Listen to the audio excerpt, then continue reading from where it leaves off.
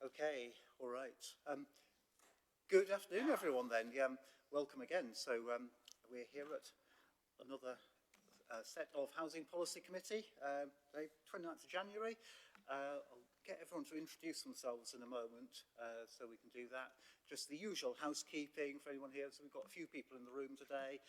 So first of all, can everyone just turn off their mobiles or put them on silent, something like that, so that we don't have those disrupting the meeting.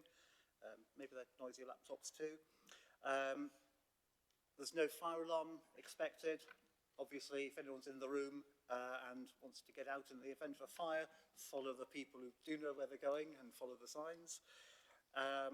We've also got the webcast, which of course means that we're now live. People can watch this meeting if they want to, and we'll be able to look at the archive of it afterwards. We've got a couple of public questions, and that's it. So I'll just start by going round so that we have everyone introduce themselves for the record on the committee, and then with some of the officers. So starting with me, I'm Douglas Johnson. I'm a councillor of City Ward, and I chair this committee. So I'll go round in this direction. Paul Turpin, Green Councillor, Bleedless Valley. Rebecca Atkinson, councillor in Durham-Tutley. Councillor Penny Baker, councillor for Stannington and vice chair of the committee. Good afternoon, I'm Richard Williams and I represent the Stannington ward. Talu Hussain, councillor for Burngree ward. Matt Dwyer, councillor for Burley ward. Alison Norris, councillor for Woodhouse. Fran Belbin, councillor for Firth Park ward and Labour spokesperson for the committee. Thanks very much, everyone. So we've got all three parties here. I'll ask the officers who are present to introduce themselves. So starting with the Director of Housing. Good morning, I'm James Clark. I'm the Director of Housing. Morning indeed. It is the afternoon. It's usually me that does that. Sherry. Afternoon, it's Sherry Grant. I'm Assistant Director for Legal and Governance. Hi, I'm Joanne Cooper, Democratic Services.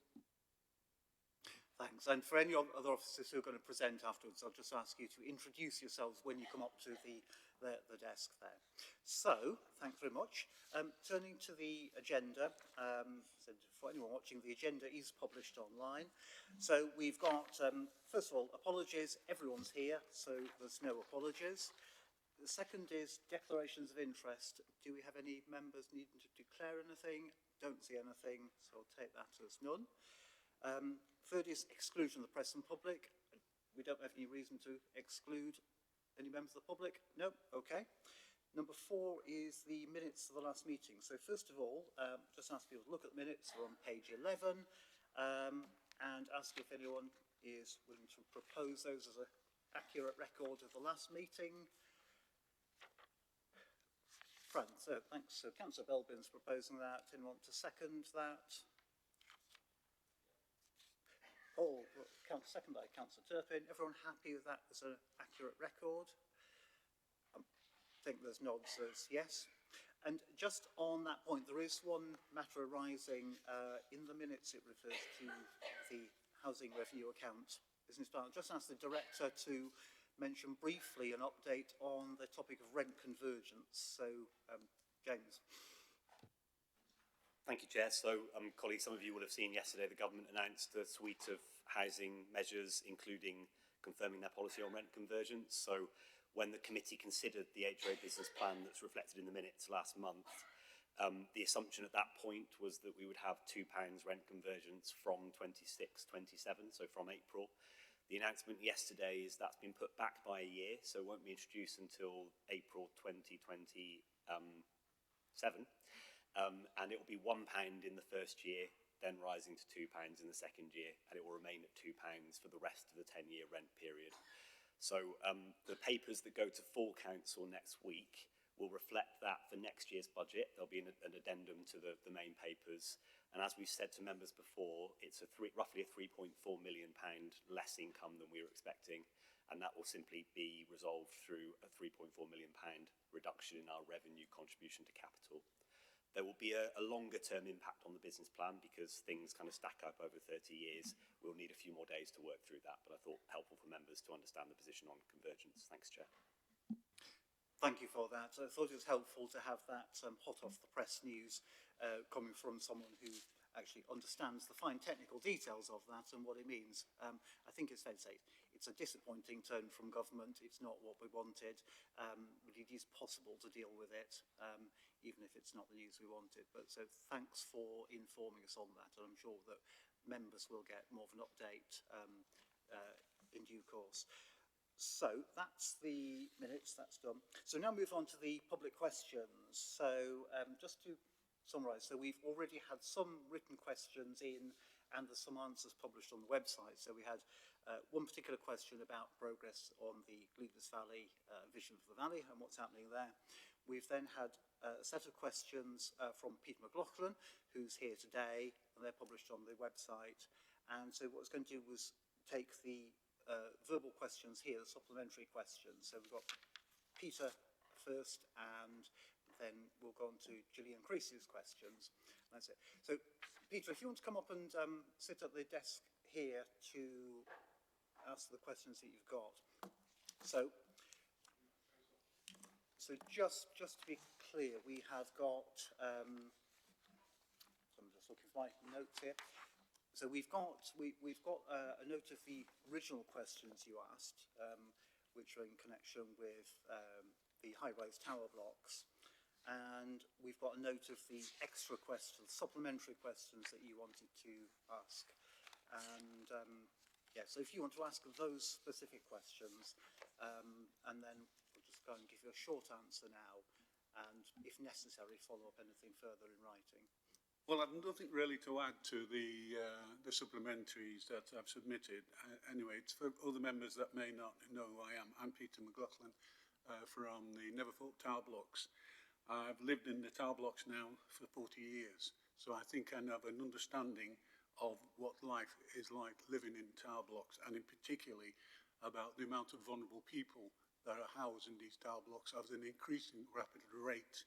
And I believe that is something that this committee needs to consider very seriously, because I don't think, from what I've seen from my own eyes and ears, that we're doing a very good job at housing some of the most vulnerable in these tower blocks. I have to say also that this council needs to be mindful. I've uncovered nearly 767 people who have died nationally over the last 20 years in tower blocks. That is an horrendous number when you think of it. A waste of human life, and it needs urgent attention both from local government and national government. Questions need to be asked. Why has it taken this council so long to produce a vulnerable policy in the first place? I've been raising vulnerable issues for over 30 years. So why is it taking this council all this time to now come with a vulnerability policy which has not actually been discussed at the high-rise city-wise forum? Also last week there was a report submitted about suicides prevention that I've been seeking to actually have some input with, to share with you all the evidence that I've got, or the lessons that possibly this council and other council should learn about the problems I've been highlighting. So I hope you will, when you do respond, that you take the situation seriously, because this needs some urgent attention. Thank you for your patience. Thank you for your questions there. Yeah, just pop the mic off there. I think it's fair to say that the reference there is to the suicide prevention strategy that was brought and approved at Strategy and Resources Committee only last week. And that's a big step forward. That's a high-level policy, and so it doesn't go strictly into the realm of housing or other services in the council. But it is, an important policy that is now in place and will be, if you like, the foundation for further work on that right across the council. And I think it needs to be included in the housing service, and that will be taken forward. And then secondly, referring to the vulnerability policy. So this is a new policy we've not had before. There's a draft in the papers for today, and we can come to look at approving that later on. And together they overlap. And I think it's actually really useful having your insight into life of living in a high-rise tower block over a long period, because of course many people do come and go in tower blocks. And I think it's fair to say that we should just be mindful of that. So it's, I think it's helpful that you've brought this to all members' attention today. Probably not more I need to say, because as I said, the policies are fairly high level, but it's a useful reminder, I think. So thank you for your question. I'll leave it at that. Thanks. There we go. And Peter, thank you for that. And then Gillian Creasy, you've got some questions. I'm just checking. Come and have a seat, Gillian, and it's, yeah, and when the red light's on, your mic's on. So you've got some questions. I just want to check with members here. So I'm not sure if these have been circulated to members or not. They have been, yes. Okay, all right, that's good. So, Gillian, yeah, members have had sight of your questions. But yeah, so do you want to ask, you've got 4 questions, I mean, do you want to ask them all together? Yeah, I'm not exactly sure how this goes. I mean, just a couple of practical points. I did see the answer to these, but I haven't, because Douglas kindly sent them to me, but I haven't actually heard from Democratic Services. So I don't know if that should happen, like when somebody submits a question, whether I should have got the answers. No, because they're agenda-related questions.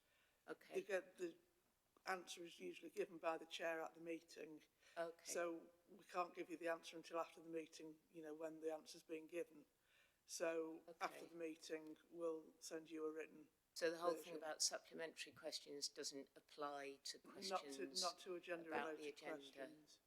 I know it's a bit complicated. It is a bit complicated. yeah. I mean, I'm just kind of quite interested in that process, I suppose, because, So, you know, like, how does a member of the public know what to do? yeah, the chair will give you the Yeah. response now if he can. Yeah. And either way, you'll get it confirmed in writing within 10 days of the meeting. Okay. We are in the process of reviewing the public questions to make it more straightforward. Yeah. So I will say that's probably a good example, because I think I sent you a draft saying, because I got this completely wrong and misunderstood the process, having looked at it. I think I sent you saying, John will send you these, so they'll be published on the website in the morning. And of course, I got that completely wrong. So yeah, I agree, it's a confusing process. We can't legislate for members going rogue. No, indeed. Okay, so sorry to I'm drop you told. in it.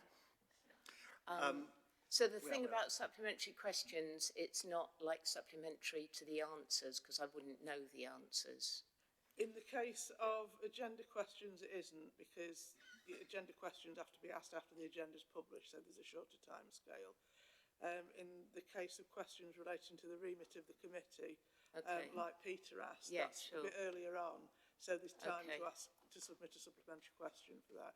You're quite welcome to submit questions to the next meeting of the committee, though, if you've got anything further that you want to know. Okay, so what can I do now then? So I know what my questions were, I do know that, and I've had the answers. Has everybody else had the answers or not? So I don't The think draft so. answers, the proposed answers? Yeah. So No. I think at this stage, I'm going to say you can ask the questions that you think will be useful to ask the questions that you want and to make the points to the committee about the allocations policies on the paper. Right. But So before other people have seen the questions anyway? No. I just want to bring Fran in. I haven't circulated the question. Okay, all right. Okay, let me bring Fran in, who's also our chair of governance. No, you're not. Thank you. Just say, I don't think we have seen the agenda questions, actually. We've seen the remit questions, not If the you've agenda seen them, it's not from me. But pardon? If you have seen them, then it's not from me. But perhaps as well, just to clarify, that Governance Committee has been looking at the public question system, and we absolutely recognise that it's overcomplicated and people don't understand the difference between what's a remit question and an agenda question, all those things. So Governance Committee is bringing forward some recommendations to simplify this that I hope will make it an easier process in the future, that we'll probably be looking at from next September, something like that. Thank you. Okay, good. Well, that's clarified something. I guess, Okay, so why don't you just ask the question? I'll say what the questions were then. So basically, I'm kind of worried about the proposed change in policy, and in particular, the requirements around local connection. That if one of the requirements becomes that you have to have lived in Sheffield for 3 years before you can even apply for housing, I think that's going to be very difficult for new refugees in the city. I know that you've altered that slightly and said that the time that people have spent in NAS accommodation will count. Well, thank goodness they were actually people, they were actually living here. So I should jolly well hope so. But that won't bring, it's unlikely to bring them up to the 3 years. And I suppose I just think that there may be an issue of discrimination here, because the vast majority of people who fall into that category will surely be refugees. I can't think, which other people will be coming to the city who haven't got regular work, who haven't got a family here, and who haven't lived here for 3 years. Like, what other groups are there?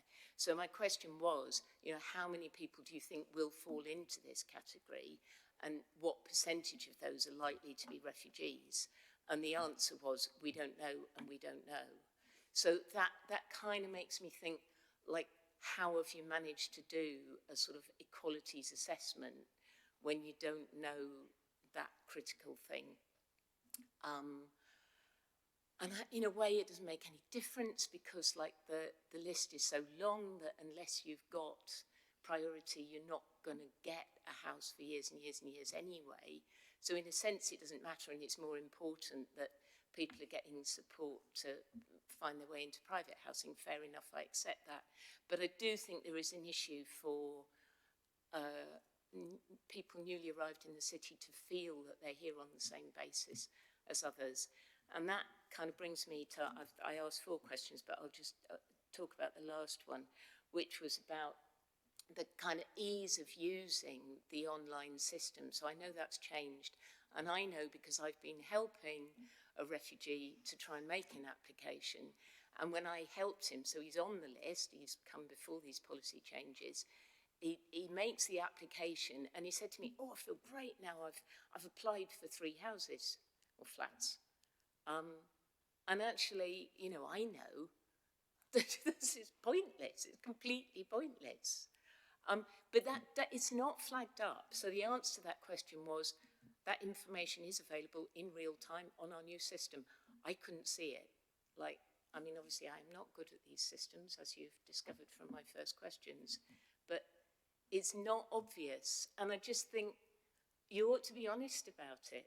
Like, if people are going to have to wait 20 years before they can have any chance, then please tell them. And I just wonder if anybody here, officers or councillors, have ever tried to use the website, the My Housing website, because it's not easy. Like, you click on a question, and what it does is show you a picture of the website with a red line round the right button to click, which you've already clicked and not found what you wanted. So it's like there needs to be some work to make it more accessible. Thanks very much for that. I think it's really helpful to have that question, because we're going to be discussing the draft allocations policy shortly, and I'm sure that those issues are what members need to hear and ask questions about. So in relation to the answers that I've got, so I had the officers draft some responses, and they're really all taken from the text of the report. And so the factual information is that there are 1,140 households currently on the housing register who said not to have a local connection with Sheffield. So that's 1,140 that can be identified. But what is not known is how many more people would be excluded because of the 3-year local connection rule. And that information, as you're aware, is simply not available. And I think it is fair to say that is a gap in the information available to assist with decision making. We just don't know. the other factual information is there are, again, commitments to offer support to people, and I think subjectively, of course, what you've described about people's experiences and system are the same as what all councillors on here will have in terms of casework. People do find it difficult, and of course people get different responses from different housing officers. That is the reality of the situation, but it is something we need to acknowledge.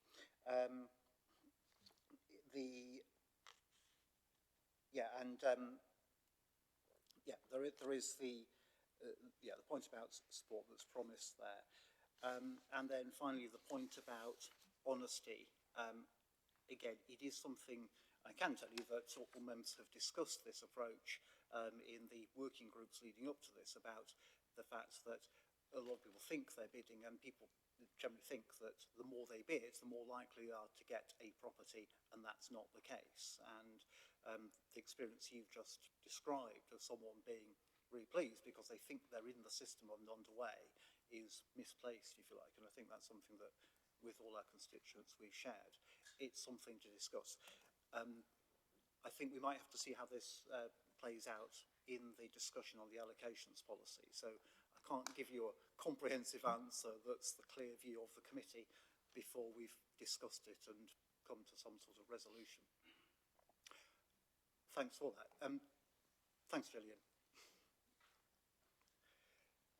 So, there aren't any more public questions, are there, Joanne, of any sort? No. No, okay. Not I know about. Okay. And I'm sure you'll guide me on what we need to do to put what on the website afterwards. Okay, let's move on to the next agenda item, which is members' questions. And as far as I know, there aren't any of those, are there? No, okay. No members' questions. So we'll go to the work programme. If you look at page 21 of the agenda pack, and I'll ask Joanne just to take us through the changes. Yeah, just a few changes to last month's work plan. The review of private housing standards, intervention and enforcement policy has now got a date on the work plan of March, which is the next meeting, because the Renters' Rights Bill has royal assent, so that can be progressed now. We were due today to have an update on the Housing Capital Programme. That's been shifted to March as well to fit in with that services reporting deadlines. The draft housing asset management strategy was on the work programme for March. We've just put that into pending at the moment to allow the new assistant director to take over that piece of work. The district heating heat meter, which is on here as an addition, after this has been published, we've been advised actually doesn't need to go to committee at all, so we'll be taking that off. And the heat regulation and supply agreements has been moved to pending again from March due to other work taking priority, so that'll be sometime in the next municipal year. Yeah. I think that's everything. Thank you, Chair. Thanks very much. That sounds comprehensive and fairly straightforward. Not seeing any members got any issues on that. We have. Yes, Councillor Norris. Just in terms of the housing asset management strategy, do we have a sense of when we're going to start discussions on that? Because last year that was flagged as the most substantial piece of work for this year. Yes, James, do you want to give an answer? A good question. So we haven't put a date on here yet, but we are talking to Joanne and the team about aiming to get it to the first or the second committee after the election. So it's not a significant delay. We've got a new assistant director who started in January. Really keen that he has the space to take what's already been done and kind of get it ready for committee. So it's a short delay, but I think an important one in terms of getting a good quality draft to the committee. Just a supplementary is, will we be able to workshop it rather than simply talking about it in the committee, because it's quite complex? Absolutely. As well as workshopping it with members, we've already done some initial engagement with residents about high-level principles, and we want to get into more depth with residents. And also before committee, we will be doing a piece of work across the council. And I know you care about this issue, Councillor Norris, around what they need from the housing service in terms of assets. So the example you gave at the last committee, I think, was accommodation for care leavers, but there are lots of other examples of where other services are looking to the HRA to deliver for their kind of asset needs. So all that work will be done prior to committee. What will come to committee then is a draft asset management strategy, and at that point we'll want to do a full proper consultation. So there'll be kind of two stages to the committee approvals. Thanks very much. That's really helpful. Yeah, we've got a lot of work on that too. Are members happy to approve the work programme as set out with the amendments? Saying nods, right, so I think we can take that. That's unanimous. Thank you very much. So let's go on to the substance of the meeting. So we're now on to the Housing Allocations Policy Review. So I think we've got Suzanne and David to come up. So would you like to, come up? James, I think you're sorting out the name cards. Come and introduce yourselves first of all, so that we have a record of who's presenting this. And then, just go straight into whatever you like to present. So over to you two. Thank you, Chair. I'm David Wilkinson, Service Manager for Rehousing Services. Thank you. I'm Suzanne Allen. I'm the Assistant Director for Homelessness and Supported Housing Services. So, yes, over to you. Do you want to introduce the report, which we've got in full detail? Thank you, Chair. So, yes, the purpose of attending Housing Policy Committee today is to seek approval for the adoption of a new housing allocations policy, which is appended to the report as Appendix 1. The current allocations policy was agreed in 2013 and fully implemented in 2016. It is not as effective as it once was in managing the way social housing is allocated in Sheffield. This is because demand for social housing has increased, in particular from those with assessed housing need, whilst at the same time the number of homes available to let has decreased. In the last 12 months, 2,701 priorities were awarded. Currently, there are over 700 households in temporary accommodation owed a homeless duty by the council, including up to 70 families in hotels. In July 25, the committee agreed to commence a second stage of consultation on the draft allocations policy, and that consultation is now finished. We received 1,208 individual responses. Alongside the survey on Have Your Say, officers attended 66 events citywide, and 8 focus groups were held with residents who have lived experience of issues such as homelessness and domestic abuse to understand the impact of the proposed changes. The feedback has helped shape the final version now being presented. The consultation report is appended to the report as Appendix 2. Respondents were supportive of most of the proposals put forward. However, feedback was more mixed on some proposals, although more agreed than disagreed, with the rest remaining neutral. And officers would like to thank everybody who took part in the consultation. Following the consultation, consideration of statutory guidance and case law, it is recommended that changes are made to some sections of the draft policy, and these include removing the requirement for the 3-year local connection to be by choice, so that time spent in home office accommodation in Sheffield can be included. It's also important to remember that refugees who are owed a full homelessness duty will continue to be able to join the housing register as they are now. It is recommended that we clarify when financial assessments will take place, confirming that income limits are based on gross annual household income, and updating the domestic abuse exemption to reflect government regulations and include all applicants who need to move for reasons connected to that abuse. Amending the home ownership exemptions to include properties that are inaccessible due to being in a war-torn country, and adding clearer wording on what we mean by a serious criminal conviction. To better reflect the urgencies of bands 1 to 5, it is recommended that band 2 is renamed as critical need and band 3 as urgent need. It is recommended that changes are made to the priority categories, including clarifying how statutory overcrowding is assessed, placing non-Sheffield care leavers with a Sheffield connection into band 2, ensuring all survivors of domestic abuse who were awarded a priority rehousing are placed into band 2, adding a new band 2 priority for people moving from drug or alcohol recovery with no suitable accommodation, and strengthening the wording around the Armed Forces Covenant. It is also recommended that we allow applicants 2 offers of accommodation in a band, apart from those owed a homelessness duty. And finally, it is recommended that we amend bedroom eligibility to include allowing single parents under 21 their own bedroom, and to provide circumstances where we would allow an additional bedroom to improve transparency and clarity for applicants. If approved, The policy is expected to take around 7 months to implement. This allows for a full communication with affected applicants, for staff training and briefings for stakeholders. It will also allow for the required IT systems changes. Once implemented, the policy will be reviewed annually and reported to members to ensure it remains legally compliant and continues to meet the needs of Sheffield's residents. The Housing Policy Committee is recommended to approve the adoption of the new housing allocations policy in the form set out at Appendix 1.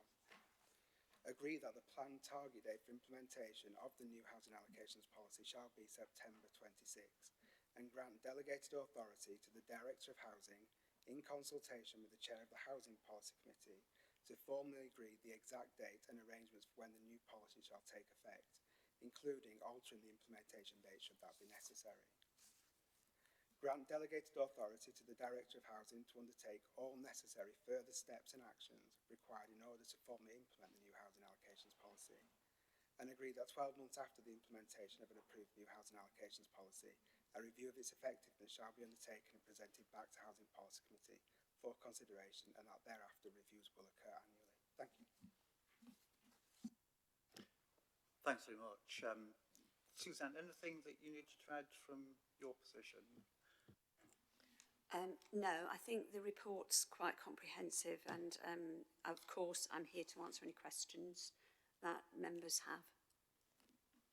Thanks very much, and we'll come to questions about it, and the report does cover a lot of detail there. Just in view of the public questions we had from Dr. Creasy, I wonder if there's anything that you want to say. Obviously, I was giving answers brief based on the information provided by yourselves. I just wonder if there's anything you wanted to clarify, anything that will help to explain, anything to add, in other words, to address the points raised by Gillian. May or may not be, but just see if there's anything else to draw out there.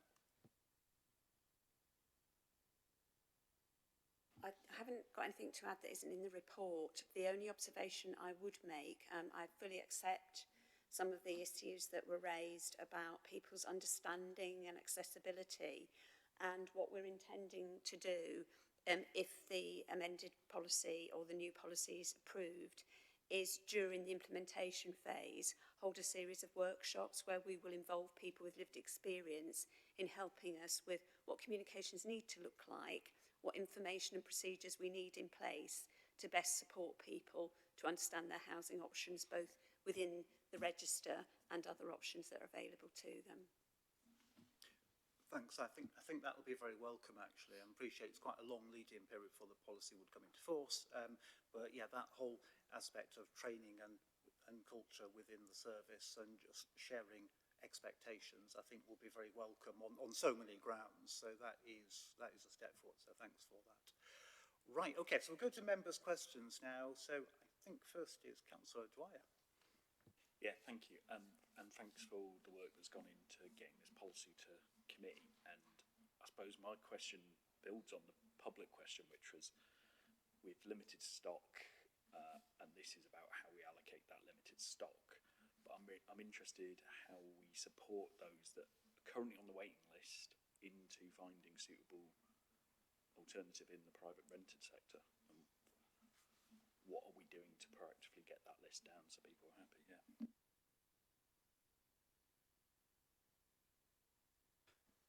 Thanks. Pretty important question. Yeah, actually, over to any of the officers to respond. I can make a start. I didn't know if you were going to take all questions and then, or if you wanted responses. If you're happy, then well, I think it'd be easier to give a direct answer to that. It's a good question. Okay. So I think it's a really good question. I think the first thing I would observe is, and remind members of, is the majority of people on the register are not seeking housing at this point. So our current policy allows people to register for an insurance policy. It explicitly says that.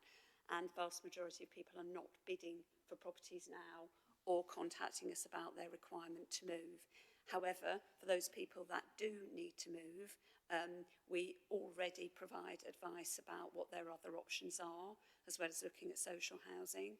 Of course, first thing we try and do is prevent any homelessness. So we do work with people about how they can secure their current home where that is possible. If it isn't possible, we will try and support them around a planned move.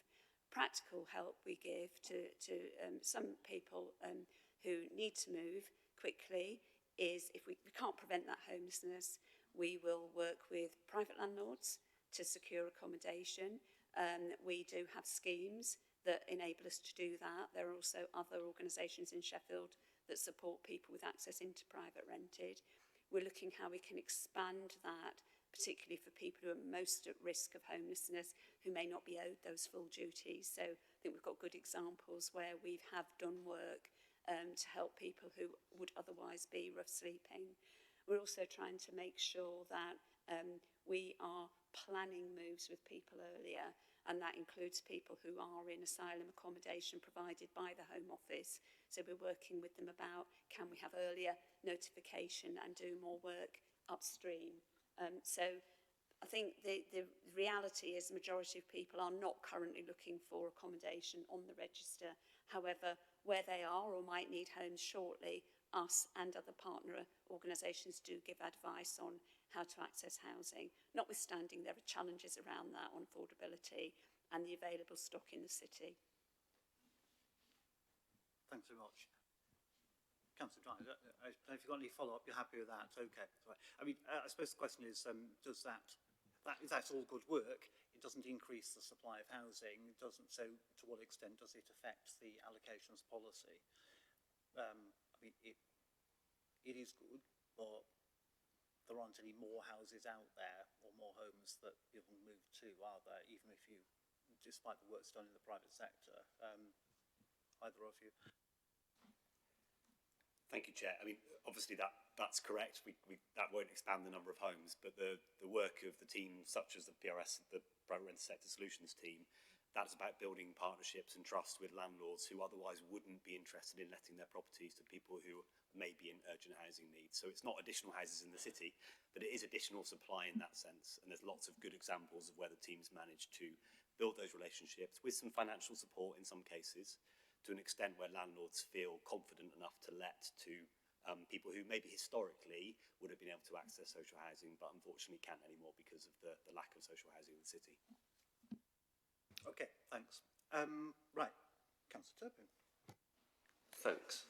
Could I just, before I go on, can I just suggest that we interrogate or scrutinise each subject matter before, rather than having questions bouncing around all over the report?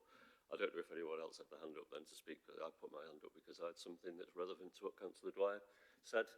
And so I just think that it would be useful for the purpose of this to ask questions, for us all to get the things out there on the same topics where we can. Because I agree with Councillor Dwyer, the importance of finding the right homes for people, and I just think that there's the allocating 10% of properties to people without assessed needs is really an obstacle to that. I think you said in your presentation that there are 200 families living in temporary accommodation. Well, we give 200 homes a year to people. Sorry? Wow, right, okay, sorry, I misheard that. So we give around 200 homes a year to people with no assessed needs at all. And when there are nearly 3,000 people with priorities, I don't see why we're giving homes to people without those priorities. Happy to respond. Thank you, Councillor Turpin. I think there are two different related things in your question, Councillor Turpin, so I'll cover them both. The first is the principle of having a band or a number of bands for those who are not in housing need, and obviously that was discussed the last time this came to committee. Committee agreed to consult on a draft allocations policy that retained bands for people who are not in housing need, and that didn't receive kind of significant opposition in the consultation, hence why that remains in the proposed policy for committee, and obviously committee is welcome to decide on that. The second issue, which is related, is the proportion of lettings that are then set aside for those bands. In the current allocations policy and in the new allocations policy, that's an officer decision rather than a decision for committee at the moment. Again, we haven't heard any strong feedback in favour of changing that arrangement, hence we haven't proposed to change it. What I would note is the percentage has changed over the last kind of couple of years, so it was 1 in 4 until David and knows a date September 24. till September 24. It's currently 1 in 10. And of course, as the director responsible for these services, I will always keep under review whether that proportion is the right proportion given housing need in the city. Just on a top technical point, so actually in the last policy it was set at 1 in 4, but with discretion to change it, which I think quite rightly was changed from 1 in 4 to 1 in 10. But of course it does still mean that we're offering an average of, I think we worked out 4 homes a week to people who've got no particular needs for housing at all. So it's not specified in the policy. I thought it was specified in the policy and it's actually not. Is the intention to carry on with 1 in 10 from the point of implementation of this? I'll keep it under review. I don't think that's a decision for today, Chair. Thank you. Okay, no, that's fine. I mean, we presumably could change it, or you could change it to 0 or indeed 100, but could change that. I mean, I think it's a valid point, isn't it, that a lot of people commented on the need for housing, given the pressure of people who are in desperate need for housing and are actually homeless, but at the same time we still have a practice of reserving homes for people who don't have any need at all. And I think a lot of people perhaps struggle to understand that sort of apparent contradiction there. Councillor, do you want to comment on that sort of point? Yeah, over to you. No. Thank you. I've got the right button. I suppose I'd comment on that point first of all, that a general need is still a need. It's not the case that we are giving houses to people who have no needs whatsoever. I do think it's a real positive that we're keeping an open housing register, and I do think it's an important principle actually that council housing should be available to anyone in the city. Obviously, for various reasons, there are lots of people who will not avail themselves of that availability. I mean, one thing that came up at one of our local area committee meetings recently was we had a public question that asked the question, how is it that somebody who's just moved into social housing can afford to build a summer house in their garden? And that idea that if you live in social housing, you must be in poverty and not afford to buy a summer house, I think is not something that we want to promote within the city, that if you live in social housing, you are necessarily somebody who shouldn't be able to afford to buy things. I thought that was quite a revealing question. So personally, I do think it's a positive that the register is remaining open and that we're not just constantly reinforcing a kind of hierarchy of need approach to this.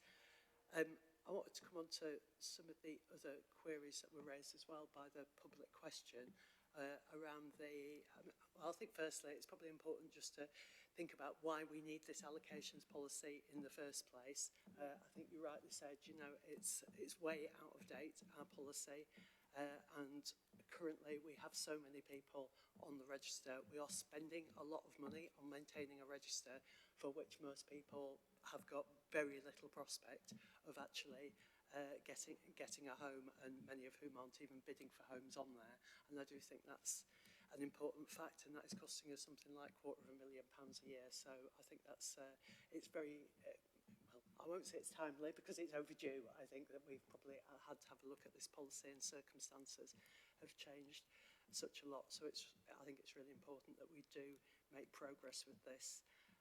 And I also think it's really important that we review it more regularly in the future, and I think the annual review is a really key part of it, which, coming back to the public question that Gillian raised, the fact that we can't answer some of those points, I think is, because we haven't been reviewing regularly and we don't clearly understand perhaps why some of the people who are on our register are on it.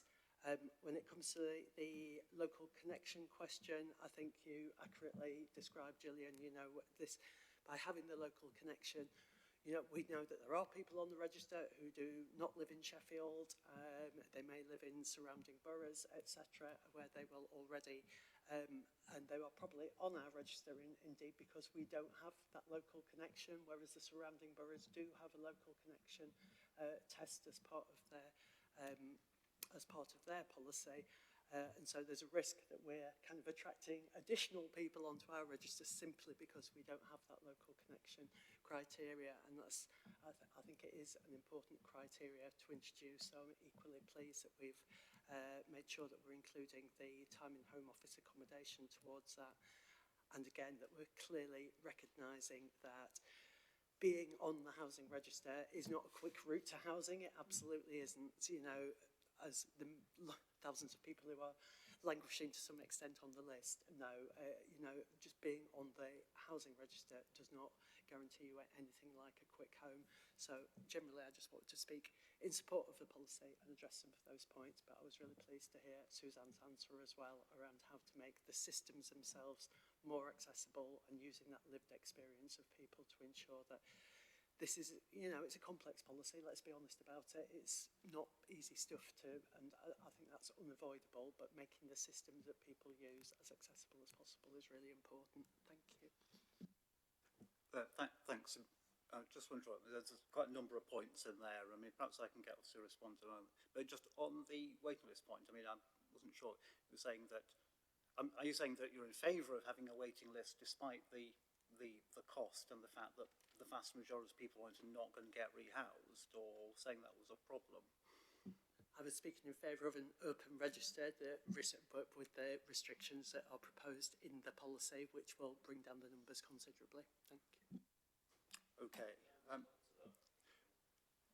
Yes, let me just see if you also want to comment on that first. And if there's no, I'll say, yeah, Councillor Turpin can come back on that one. Thanks. I just wanted to respond on the earlier points that Fran was making there regarding an open register, and just want to say that I grew up in a council house. I lived in a council house till I was 18. My uncles lived in council houses. My nan lived in a council house, and it is sad that there isn't the quantity of council housing nowadays than there was before. And I feel sad that we have to restrict it so that it's not a home for everybody and it's not a home forever necessarily, as it was when I was growing up. However, we've got to accept that the right to buy has completely decimated the council housing stock, and we live in a different world to that. And I don't think it's viable to have an open register anymore. We've had 40 odd years of government represented by Conservatives, Lib Dems and Labour, who have all neglected to tackle the issue. And that was a time bomb, and that bomb is now exploding, and we are dealing with it. And it's unfeasible to have an open register when there's so much demand on social housing and such a high number of vulnerable and people with assessed needs needing housing. Thank you. Thanks. I think that's a really important point to go across too. So, and just to sort of try and round that bit up, I'll come back to you in a moment, Richard. Just to round up the bit on the tension there about having the open waiting list. I mean, just going back to the point about honesty, I mean, the fact is that there are thousands of people who are on the waiting list without priority. Like I said, a lot of them don't actually particularly want housing at the moment, but those who do, what steps are going to be taken to address that question of honesty so that people are not misled into thinking that they're going to get a property just because they're bidding, when actually they've got no hope at all? I think it's a really good point. If we retain an element of an open register, then it is really important. People have got really good, clear information about what that means for them. And I think we can absolutely, and this will be part of working through with people with lived experience, how do we make that information better? Because we do publish information, but clearly people are not seeing it or they're not aware of it and what it means for them. So we are required to publish letting outcome, which gives the information about how long it takes for someone to get X property in a certain area. But there are lots of ways we can work to make that more visible to people. And therefore, when they are assessing what they want to do, they've got better information. So I take on board all of those comments about giving realistic information to people. And I would just note the other comments that have been made. I don't have anything to add to them, but just to remind, and I know that this is clear in the recommendations that, or in the report, that we do keep an updated annual review of the policy. So if there are other things that you as a committee wish to change or we observe through monitoring that we recommend to you are looked at again 12 months after implementation, that would be that opportunity to do that as well as what's in the policy today. Thanks. Is there going to be a step change in something that's going to happen to, make it more clear to people what's happening and the fact that they're just not going to get a property? Or is what you described a sort of description of the ongoing practice? Sorry if I wasn't clear. Is there something planned that's going to be different in the future? Or is it a commitment to, is it a description of just the ongoing practice of what happens now? Is No, something sorry, sorry if I wasn't clear enough, and I do apologise for that. That wasn't good communication on my part. So what we're saying is I am hearing this feedback that people don't know and it's not clear to them.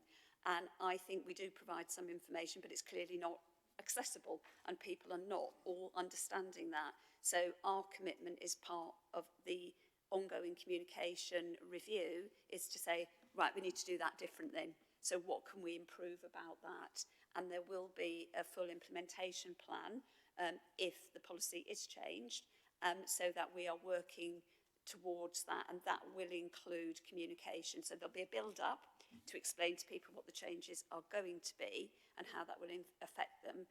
And then there will be also improvement work around what people have got available to them.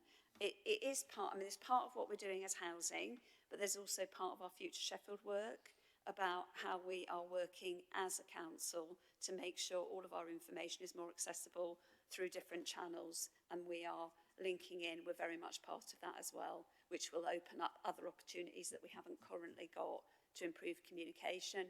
But one of the things that you always reflect to me as a committee is we have very vulnerable people who need more hand-holding and targeted support work, and we are committed to do that as well. Okay, thanks. Got some more questions. Has anyone got questions specifically on the waiting list aspects or support for tenants, or is it other topics? If not, I'll go to... Can I take your question, Councillor Norris, and then I'll come back to the other people who are, as always, Richard, you've been very patient. Councillor Norris. I suppose another aspect of the open register is it allows us a more accurate picture of real demand across the city, and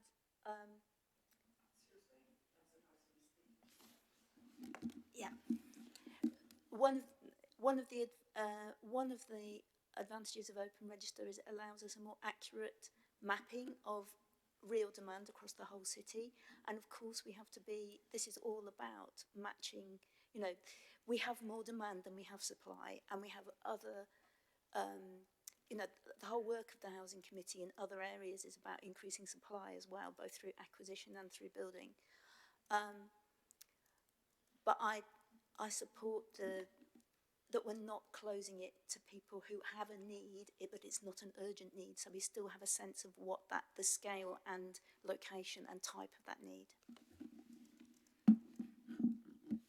So I think you're quite right, Councillor Norris. We do use information from the Housing Register to inform our planning around social and other housing in the city, both that we deliver directly and work with registered housing providers, with Homes England, and also with the private sector when they look to us for information about need. I think the accuracy of that demand will be better in future when there is an annual requirement to bid and people have to register annually, so they are showing that they do actually have a housing need now or imminently, rather than it may be at some time 20, 30 years in the future. Thanks. I mean, at the moment, as you point out in the reports, we say our policy, it makes sense to register just an insurance. And you've said already that we have 10,000 people who obviously don't need housing, but are on the register already. So it does seem to give a completely artificial picture of the level of demand at the moment, doesn't it? And presumably, for those who are canny, it will still be sensible as an insurance attempt to remain on the register, won't it? I'll assume it is. Shall we move on, though? Richard. Councillor Williams, do you want to? Thank you, Chair. Thank you for the report, and thank you for the hours of work that's gone into getting to where we are today. We've been party as members, we've been party to some of it, but I suspect it's the tip of the iceberg to what's been going on behind the scenes. I think we have to be realistic. This allocations policy is not going to resolve the housing needs of the council, get nowhere near it, but it might be a step forward to making it a better way of dealing with those housing needs. Is it better than what we've got currently? I genuinely believe it's much better. Is it perfect? I doubt it. But what is perfect? What I find very reassuring is the introduction of this annual review. I think that's going to be where the real work is done, because there will be unintended consequences of this new allocations policy, and we need to have the ability to make amendments to those as and when in a timely fashion. I mean, I think my question really is, what can members bring to the party in terms of developing that review process going forward? I think that's very important. I have a lot of sympathy with Councillor Turpin's view of how social housing, council housing is changing. For a while I lived in a council house with my grandmother back in the day, many, many years ago, and it's what people did. But those are not today. That is not today. It's changed. And I think that we have to really reflect that. I fully support this policy, but it has to be flexible and deal with things as and when they come up. Thank you. Thanks very much. Any need to respond? Open to officers. Yeah.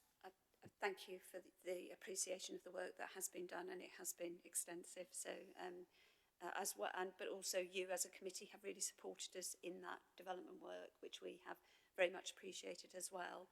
The point I was going to respond to was how members can be involved in the review going forward, and that if the policy is adopted, that is something we would want to plan with members of the Housing Policy Committee about what input you require and the way you would like to do that, because we very much respect your wealth of experience and skills, both in terms of your responsibilities around housing, but the connection that you have with local communities about how social housing impacts upon them and how we engage with them in that annual review process. Thanks very much. Councillor Williams, anything else? No? Thanks for your comments there, and it's right to say that a lot of people have put a lot of work in this, including members around the committee who've all taken part in discussions. Okay, Councillor Hussain. Thank you, Chair. My comment and question was regarding open register. I think this is it's a really good an opportunity for young people, especially who are living with the family, who are in council housing. So they can apply, and even though they are not sure when they're going to be, get a property, but, at least annual review, that's going to give us more accurate picture. So how many people they are for longer term interest and is immediate, their need. So that's how we're going to work. So at the moment, have you got any percentage how many people they have applied altogether for long term and how many people need immediate need?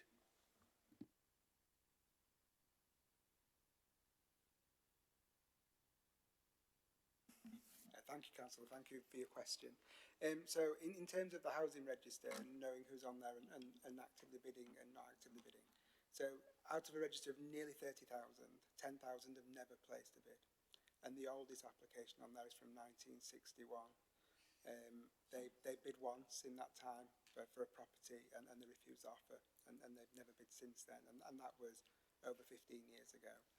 In addition to that, 5,000 haven't placed a bid in over a year. So you're left with the other half of the register have placed at least one bid in that time. And then, as I said in my statement, about 2,700 priorities have been awarded in that time. So that's quite a chunk of those people who are also bidding at this time as well. Thanks. Anything else on that, Councillor Singh? Okay, right. Was that on that point, Councillor Tubby? Yeah, okay. Thanks, Talib, for bringing up young people, because I have some issues with the impact on young people that this policy will have.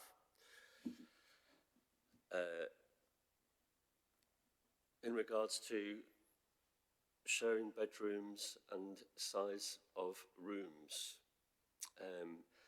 the policy, in my understanding, says that it's fine for same-sex children to share a bedroom till they're 21.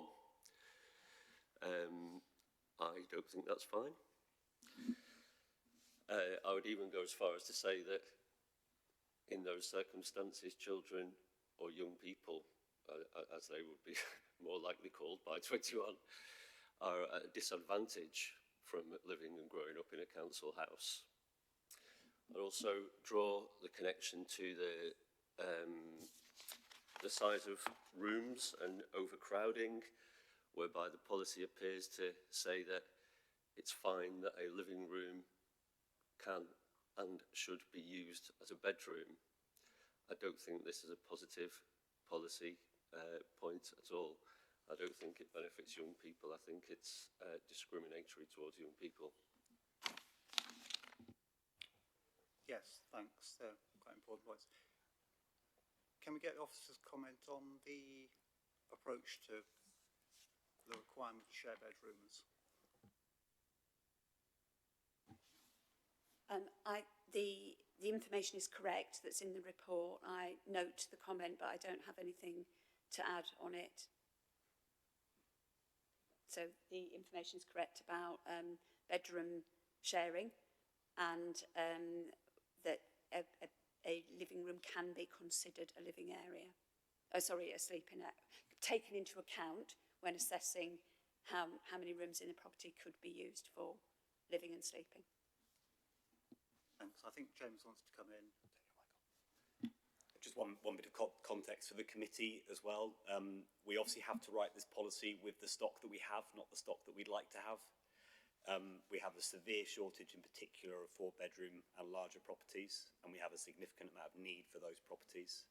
So unfortunately, the choice our officers are having to make is, do we make an allocation into a property where, for example, in exceptional circumstances, Councillor Turpin, we might need to use a living room as a bedroom, or do we not make an allocation at all, and that family remains in B&B accommodation?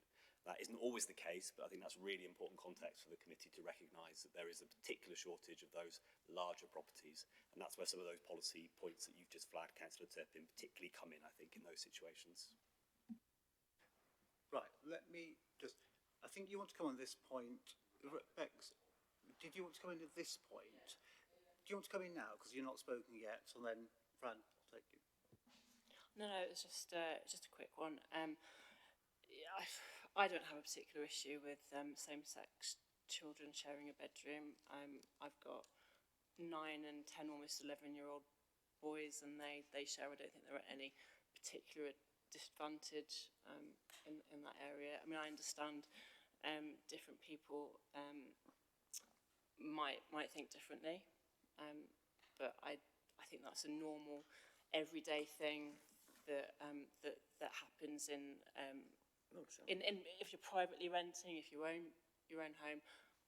I don't think that's an issue, and I'm happy with that policy. I do agree though with the using living space for bedrooms again, but I understand James's point that we have the stock that we have, and we have to do with it what we can. That's all. Thanks. Yes. Obviously, I'll bring in. We'll see when it's different at that age from when the kids are 18 and 20.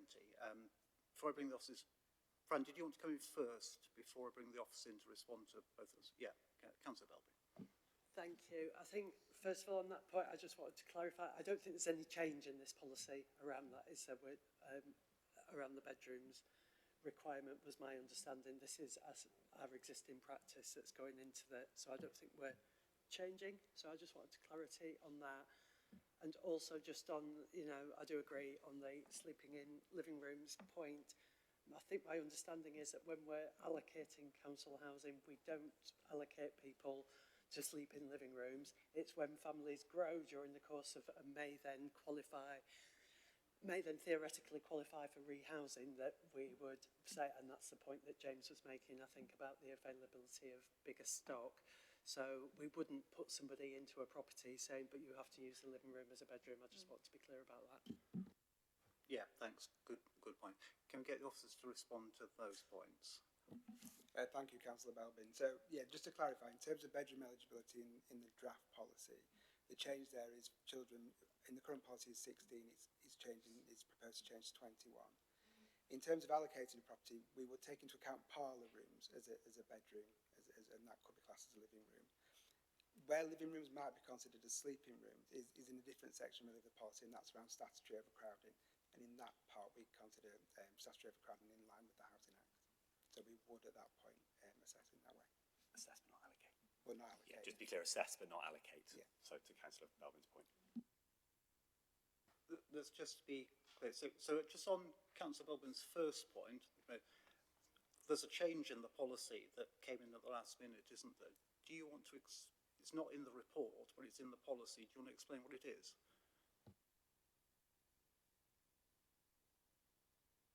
Which last minute change are you referring to? So this is how we assess overcrowding. So the people who qualify for priority for overcrowding, and this is when we're talking about people having to sleep in living rooms and dining rooms.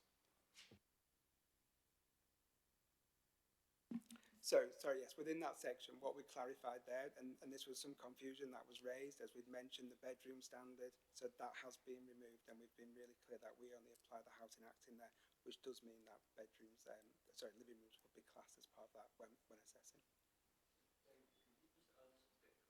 Yeah, sorry. No, that's fine. So the change that was made is, people found it confusing because it talks about the Housing Act and it also then talks about the bedroom standard as part of that. So the bedroom standard has been removed from the part there around how we would assess for statutory overcrowding. And then in my report at the very beginning, I said we'd change that to clarify that for people. So that's not in the report, is it, explicitly? And it seems it's quite a big change, isn't it, from what was consulted on? Why is it not in the report? It's in the report at the bottom of table 2.2 in a section called bedroom eligibility. Which page are we on?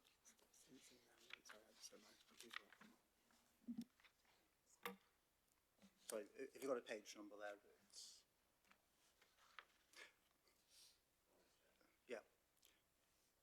I mean, I just want to make sure that members are clear with this. It's the question that Councillor Belbin's just asked. Sorry, it's actually in page 39 in the box that says priority groups. There's a section there called statutory overcrowding.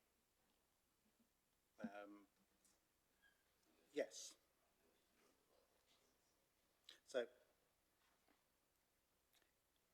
So that just says that, dining rooms and living rooms are counted as bedrooms for the purpose of assessing statutory overcrowding. But what it doesn't say is there's a change from the policy that was consulted on, the draft policy that was consulted on, does there?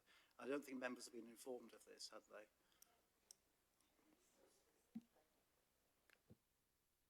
Just to be clear, the consultation draft that was consulted on included the age point that we discussed a moment ago, so that was consulted on.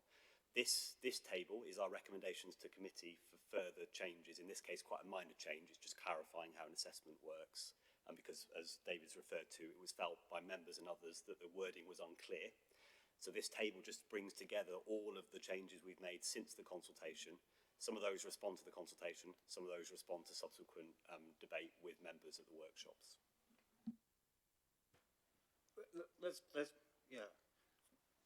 Frank, you're on this point. Do you want to come in first? That matches my understanding, Chair. I think I'd forgotten the earlier point about the age banding, but certainly I know we had discussion in workshops around the bedroom standard and what applied in which circumstances. So I think this is just a matter of clarity. So I think that is how I understood the policy to have operated that went out to consultation. Right, so let's be clear. So in the draft policy that the people consulted on is that when we're looking at assessing overcrowding and the need for priority, we'd include the bedroom standard, which is published.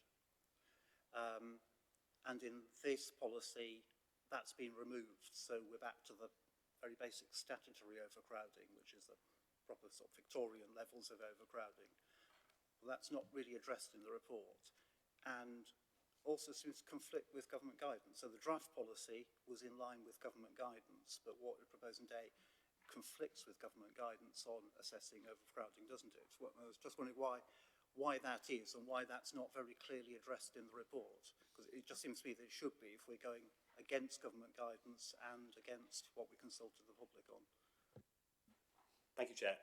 With respect, I don't agree that it's not clear in the report. It is in the report, in the table I've described. On the clarity in terms of alignment with government guidance and legislation more broadly, there are extensive legal comments in the report, and we've also provided legal comments directly to members who have asked specific questions as well before the report arrived today. Okay, that's what some of the members have to take a view on. I mean, the guidance is there for who wants to check it. All right, let's go back to other members' questions. So where were we? Penny, Councillor Baker, go to you. Thank you, Chair. This is more of a comment than a question. I shared a bedroom with my sister till the day I got married. It's a normal thing that happens. We do it in families. We can't all live in mansions. We're family size, and it's a normal thing that we do. We might want families to be able to have more space to fit their computers in that they have these days, but it's not a necessity for life. I really appreciate the work that officers and councillors have done on this. That's why it's a bit annoying when we're discussing this again at such depths when we spent so much time talking about it before. We were soaking wet that particular day, if I remember rightly.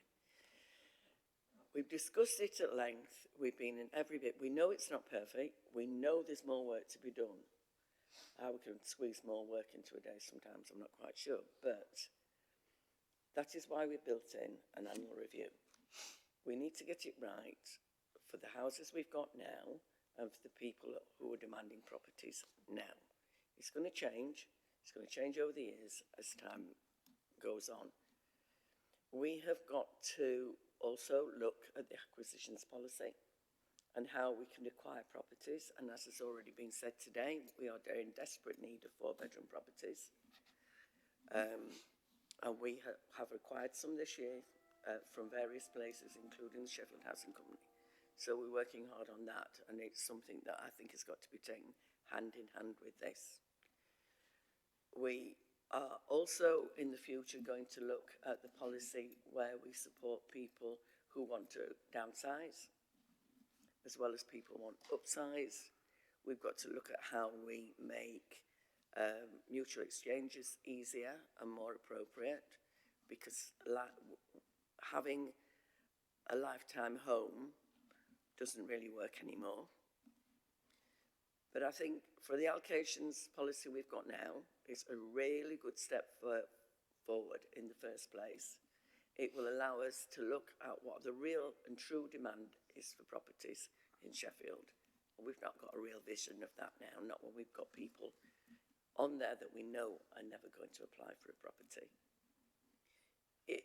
Leaving the open list, in actual fact, allows young people who want to get on the housing ladder to get on there, because the way the housing list also works is if you log on to put your name on the housing list, it shows you properties that match up with what you would like in the private sector.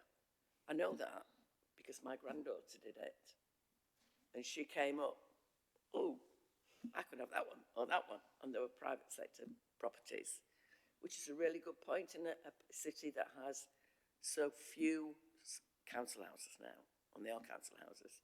When I first got involved in housing, Peter, you were around at the time, we had 94,000 council houses. We now have around 38,000. Lots of things have happened in between. We've tried all sorts of things, including having luxury estates where you have to prove how much you earn before you're allowed to apply for a property on that estate. You'd be amazed which one it was if I told you. I'll tell you later. So we've had loads of changes. We've done the work. We've got a policy here that I believe is as good as we can have at this moment in time, and it's a brilliant step forward. And I thank every single one of you for the hard work you've done. Thank you, Chair. Thank you, Penny. It's nice to have some kind words there, because people certainly have put in a lot of effort. Okay, all right. It doesn't take us quite to getting the ideal situation, but there we are. I'm just going to read the guidance that's relevant here, just so that we're all clear about that. What the guidance says when it comes to overcrowding is the Secretary of State takes the view that the bedroom standard is an appropriate measure of overcrowding for allocation purposes, and recommends that all housing authorities should adopt this as a minimum. If we're not doing that, then fine, but that's why I said it seems to go against the guidance. Do we have any other questions on, Bex, Councillor Atkinson? Sorry, it was just a clarification, because I know, David, you went through it just about the asylum seekers issue with the connection to Sheffield.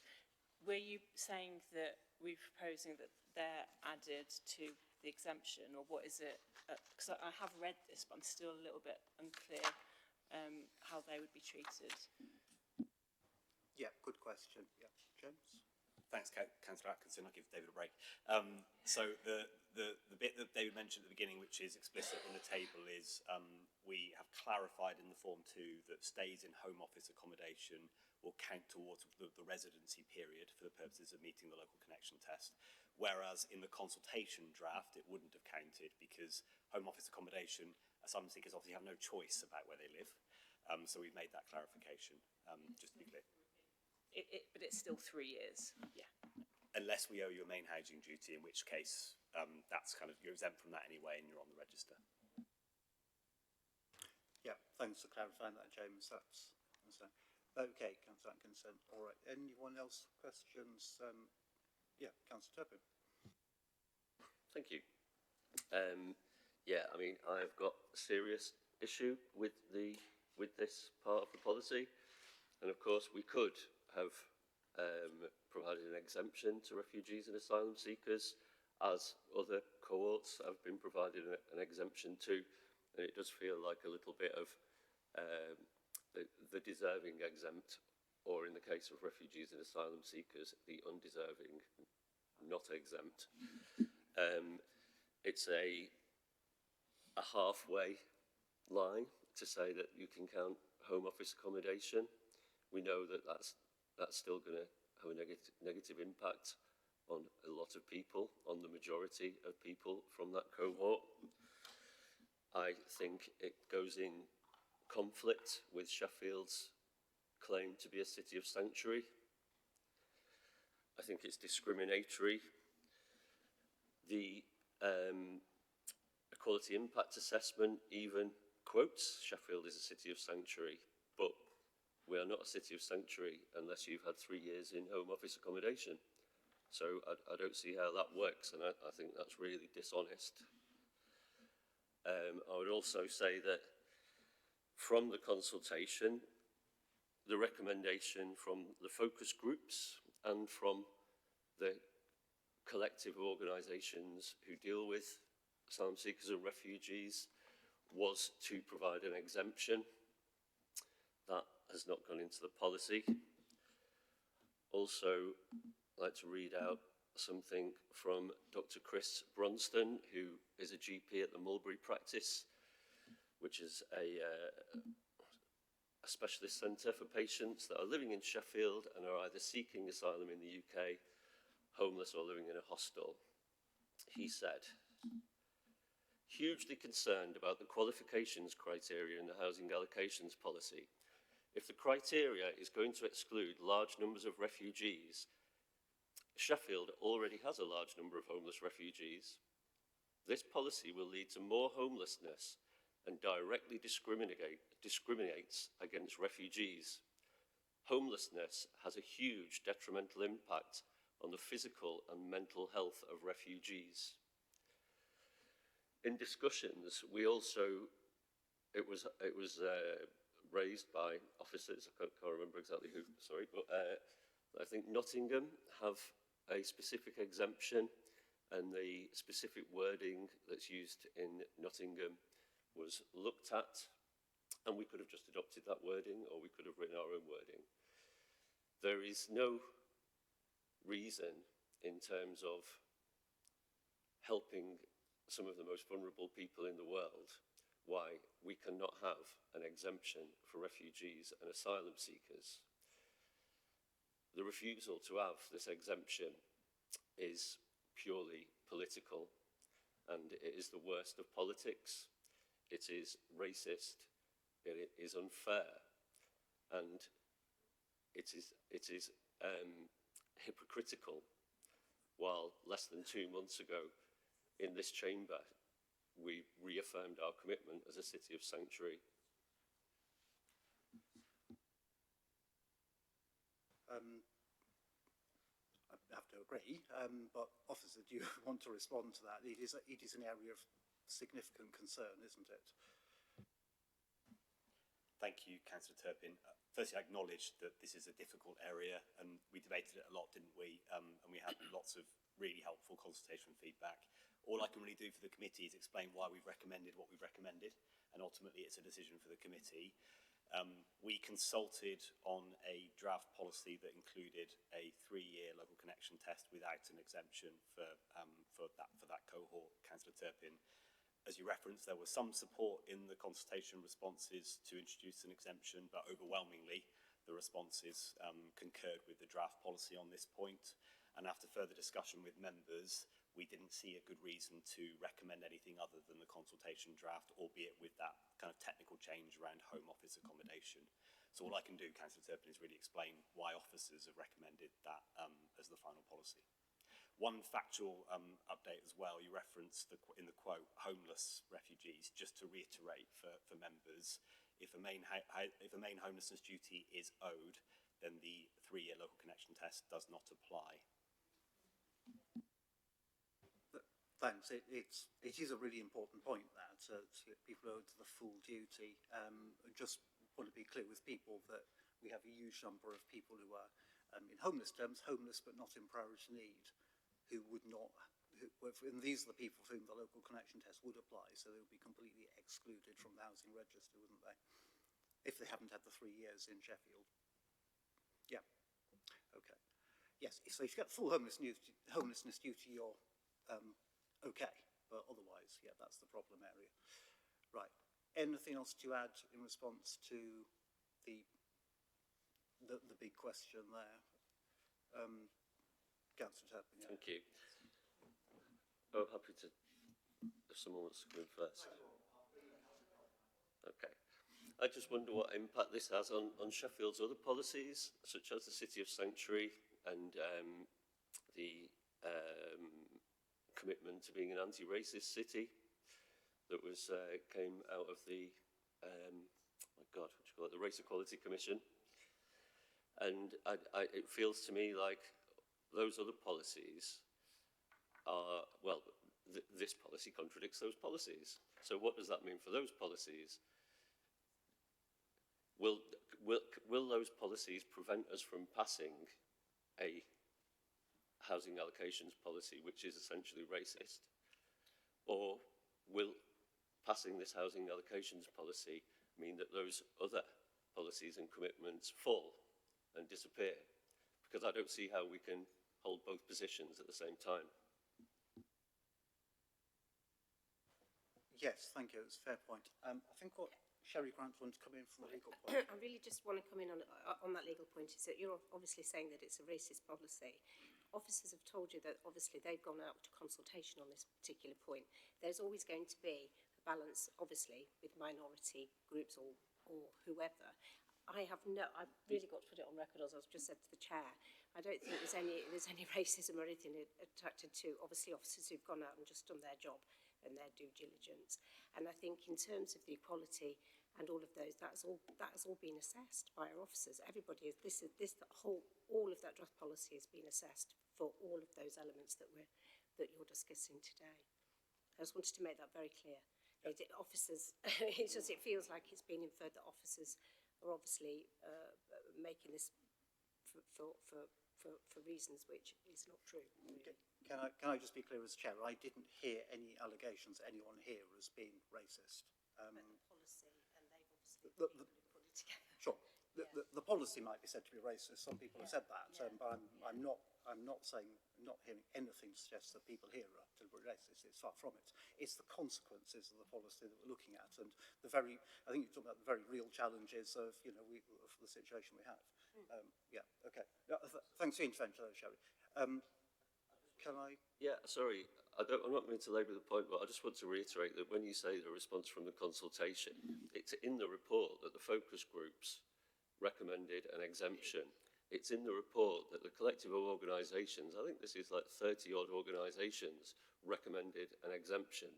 So I don't think it's fair to say that this is what the consultation returned. That's a fair point. Let me go to Councillor Belbin, who's want to comment on this. Thank you. I mean, I do disagree it's a racist policy, but I do recognise, the issues that you're raising, Paul, and I know I've personally had a lot of conversations with City of Sanctuary specifically, and specifically their housing specialist in City of Sanctuary about this point to get to the bottom of it. And I think what he and I feel absolutely the most concerned about is how do we get roofs over people's heads who need them. And the way that we get roofs over people's heads is not by putting them on the council house register, I think is the key point to make here. So I do understand what you're saying, but the need that is out there on the whole is not addressed through putting people on the register. We know that even if people are in some really dire circumstances, or having been only just approved, only just got the right to remain, and some will have that full homelessness duty and will still be able to access housing through that route. But even if those people, some of those people who don't have the duty went on the register, they would still be waiting months, years, as many people who are on the register already know, before they could possibly access council housing. And in that case, it really comes back to the question that Councillor Dwyer asked right at the start, which is about how do we support these people better to access private sector accommodation. And that's very much the conversation, again, talking with City of Sanctuary, is not so much the who sits on what register or whatever. It's how do we get a roof over somebody's head? That is by supporting them into the private sector overwhelmingly. And what City of Sanctuary have been asking for has been, how can we do that better, more effectively? And I know, Suzanne, you've been having those conversations, and that's something we continue to work on. But the point I originally put my hand up to make was actually just to say, people have been thanking officers, and I do absolutely thank officers for all their work, but I do think it's really important to thank all the other people who did contribute as well to the consultation, and particularly that set of 30 groups. I think we've had a more recent communication from them where they resent the letter, but they did recognise that we'd addressed some of the issues that they've raised, and they knew that we'd been in discussion with some people on some of the points raised. So yes, although they did put various recommendations, they did recognise that we'd dealt with some of those as well in the accompanying email. Thank you. Right, thanks very much. Let me bring in Councillor Williams first, if he's on this sort of point. Yeah, I'll bring Councillor Williams first, then Councillor Turpin, and anyone else indicating, just indicate. Thank you, Chair. Yeah, it's really a couple of quick questions, if I may. If we adopt the allocations policy as it is today, are we out of step with the local councils in terms of this issue of the 3 year? I mean, are we out of step? I heard that Nottingham doesn't have this kind of qualification, but is that a one-off, or is it, or are we in line with most other local councils who will take? Yeah, that's my first question.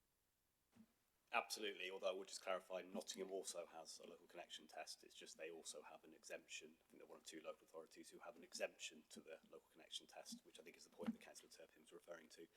I think there are some local authorities somewhere in the country that don't have local connection tests, but they're very, very unusual these days. And secondly, if someone comes to Sheffield who has family already in Sheffield, does that kind of held their local qualification status. So yes, that would count towards their qualification status. So if their family have been here for that required time, that would help, yes. Thank you. Well done, Councillor Williams. Yeah, Councillor Turpin, I think we're rounding off now. Try to. I just wanted to, because Councillor Belbin mentioned the letter from the organisations, and actually forgot that until she said it, I have it here. And despite what I said at the beginning of the meeting about let's stick to one topic and really explore it as we go, because there are several topics in this letter. Topics being young people, domestic abuse survivors, newly granted refugees, older persons, independent living, and consideration of hidden disabilities and health conditions in exclusion policies. And as she rightly says, they make a series of they make a recommendation on each of those topics. I can read out the recommendations if the committee wants. I am not...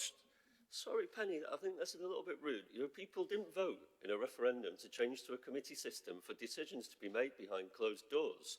We have to have this discussion in public. This is a massive document and a really important policy for the city, and we must... Respect, Councillor Turpin.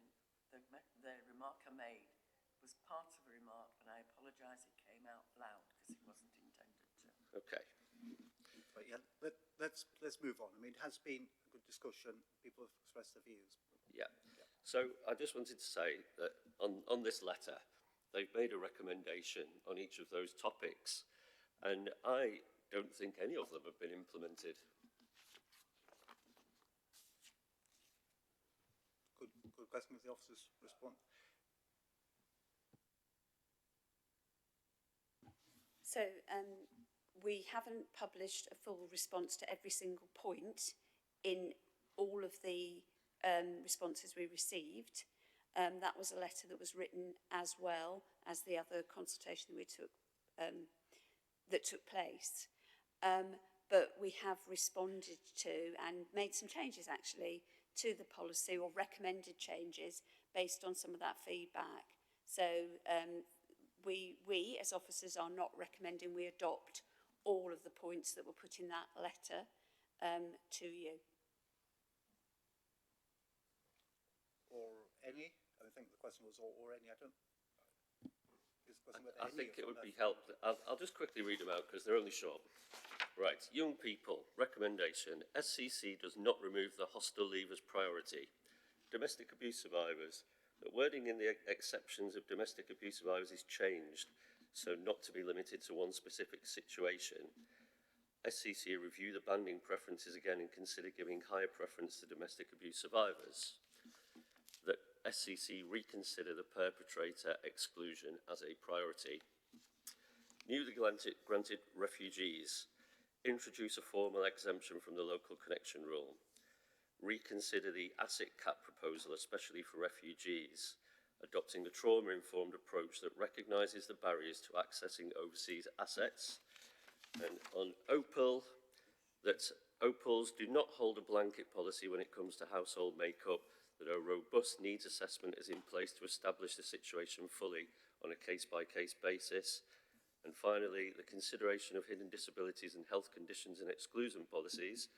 They recommend that we ask the Housing Allocations Policy clearly sets expectations to uphold the Equality Act 2010, including fair treatment for all protected characteristics and hidden disabilities. This should involve health assessments, support pathways, and monitoring to prevent systemic disadvantage for vulnerable groups. Now, it's a big document, and I could be wrong, but I don't believe any of those recommendations have been adopted in it. Chair, do you want us to go through one by one? Yes, as you wish. Yeah, happy to. So, first one was hostile leavers. Suzanne, do you want to do that one?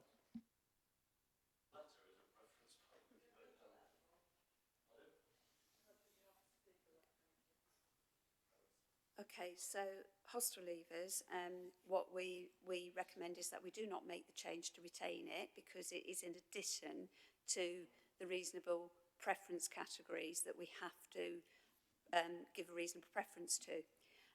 So it would be an additional discretionary group.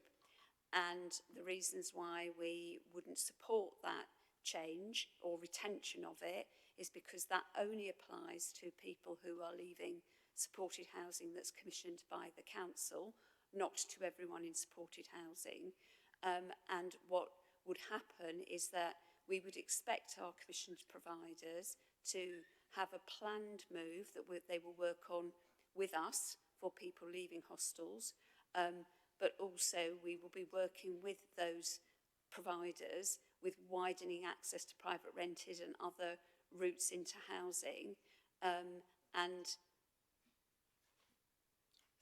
Sorry, I've lost my thread now. The other thing is that anyone who is leaving a hostel will have an individual assessment of their need. So if they have a requirement to have a reasonable preference awarded, it will be to them rather than to a whole group of people called hostel leavers. So, for example, if they have to be in certain areas because of welfare, which could be given a reasonable preference, they've experienced domestic abuse, they are homeless, they have medical or health needs, they would have an individual assessment of their need rather than saying everyone who leaves a hostel will fall into a category. Next one I think was domestic.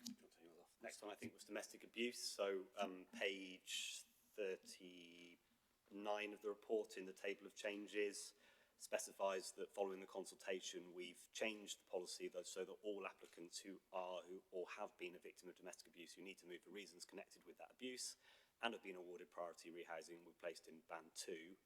Equally further up the table, at the bottom of page 38, we've specified that the exemption around assets and income applies to people who are or have been the victims of domestic abuse and who need to move for reasons connected with that abuse, and that was partly informed by that recommendation.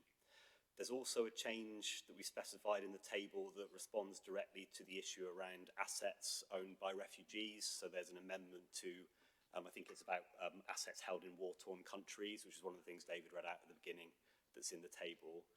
The main recommendation, obviously, that's already received a lot of attention in today's meeting relates to the explicit exemption for asylum leavers. I won't cover that again because I think we've covered that already. And finally, on the on the Equalities Act, we are of course subject to the Equalities Act. We don't need to say that in every policy, although I think we do probably reference it in the policy.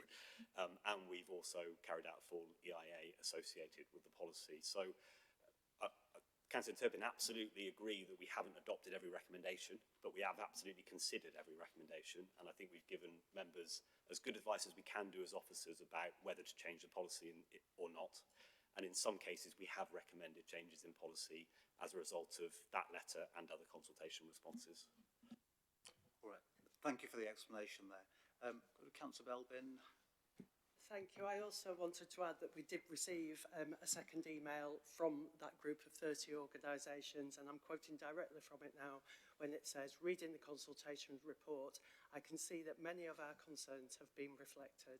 So I think myself certainly went back to the organisations who sent that letter, offered to meet with them, as I think you're absolutely right, this is a massive policy. We absolutely need to understand all the implications.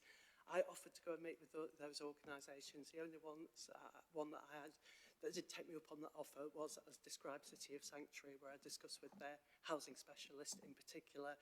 I asked him earlier this month if he had a strong preference over the position that is in the document, that is in the policy today, or for an exemption scheme. He did not give me a clear response on that, and you know, if I'd have got a clear response at saying this is so preferable, but all the discussion we had was around how do we actually support people who are coming out of Home Office accommodation to get a roof over their head.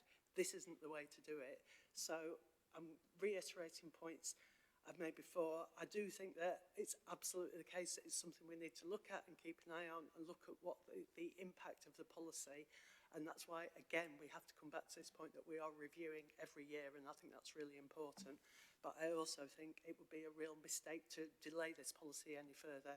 We need to start, we need to get it passed, we need to put it in action, we need to constantly be reviewing reiterating the policy, and I'm really pleased that we're going to be doing that on an annual basis from now on, so that we are making sure if there are any unintended consequences that they are dealt with. But I do want to reassure you, Councillor Turpin, that we are not taking these decisions lightly. Certainly myself, and I'm sure others in the room, have really reached out to the organisations that did get in touch with us and have discussed this in some detail. Thank you. You're saying it's a massive policy, and it is. I think we're moving to the point where we need to resolve it. But Councillor Norris, you've snuck in there. Yeah, I was just wanting to ask, with obviously the annual review, what are we considering in terms of ongoing monitoring during the we've got 7 months where we're training, and then we'll actually implement. I was very pleased to hear that you want to hear from councillors about how we stay involved with that process, but also how are we involving, you've mentioned some degree, but how are we involving people who are directly affected by these policies by these changes in the ongoing review, so that we have reasonable data to make a decision on when we review in a year. Thanks. Suzanne? Yeah, so as we've done previously, we will bring full reports to say this is when the review is due, this is what we propose to have a look at within that, this is our proposed consultation plan, and we've done lots of learning from that as well. And again, we had a lot of input from councillors in that, which I thank you for all the time you spent looking at questions and suggestions about how we might reach out to people. So we will work up a full proposal about, and again, it will also have to be proportionate in respect to how much change is required, because I think the conversation today and discussion has reflected what a big difference this is, because we haven't reviewed the policy thoroughly for a long time. So if we get into an annual cycle of review, we should hit a pattern. But we will, of course, be monitoring impacts during the whole period. Thanks very much. You're quite right in saying it is a massive policy. Councillor Belbin said the same thing. We have spent an hour and a half over it. Any last questions? I mean, yeah? Well, I'm sorry, I've just got another important point to make, really. And it is my last area to discuss about the obstacles that have been put in place of people in terms of, well, the admin burden and poverty, I would say.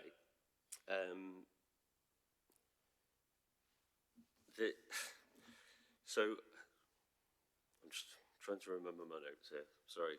So it's good to see that poverty is no longer described as an unacceptable behaviour. However, a person could be excluded from the register when they are behind on basically on 1 month's rent in the private sector. £1,000 behind on the rent. That's frequently, typically, a month's rent in the private sector. It could be through no fault of their own. There is also the issue of the list of documents that an applicant must provide. It's a vast list of documents. We know that some people don't find dealing with that level of admin easy. Some people will not be able to provide documents, example, the Windrush generation. Or a reference from the previous landlord.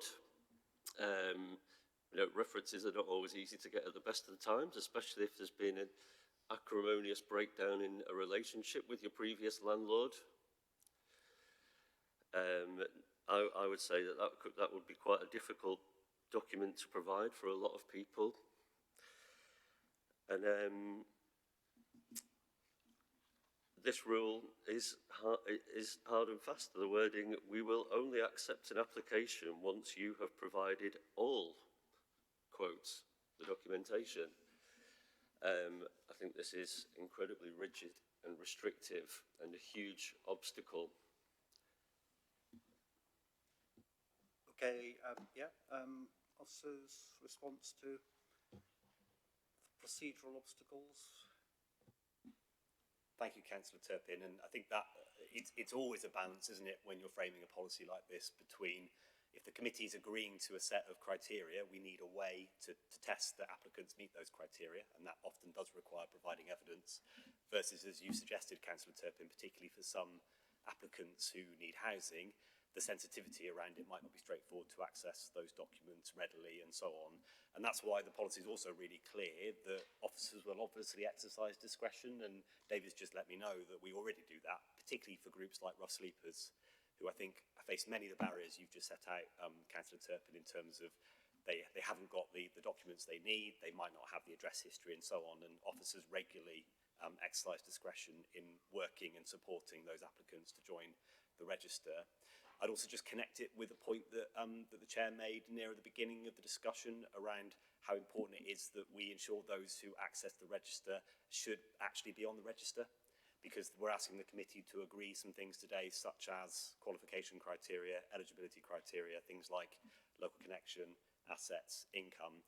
If we're not able to then check that, then we don't have any confidence as a council that those who are accessing the housing register are eligible and do qualify. It might be helpful just to give a little bit more factual information. People are already required to provide a reference if they are leaving a tenanted property.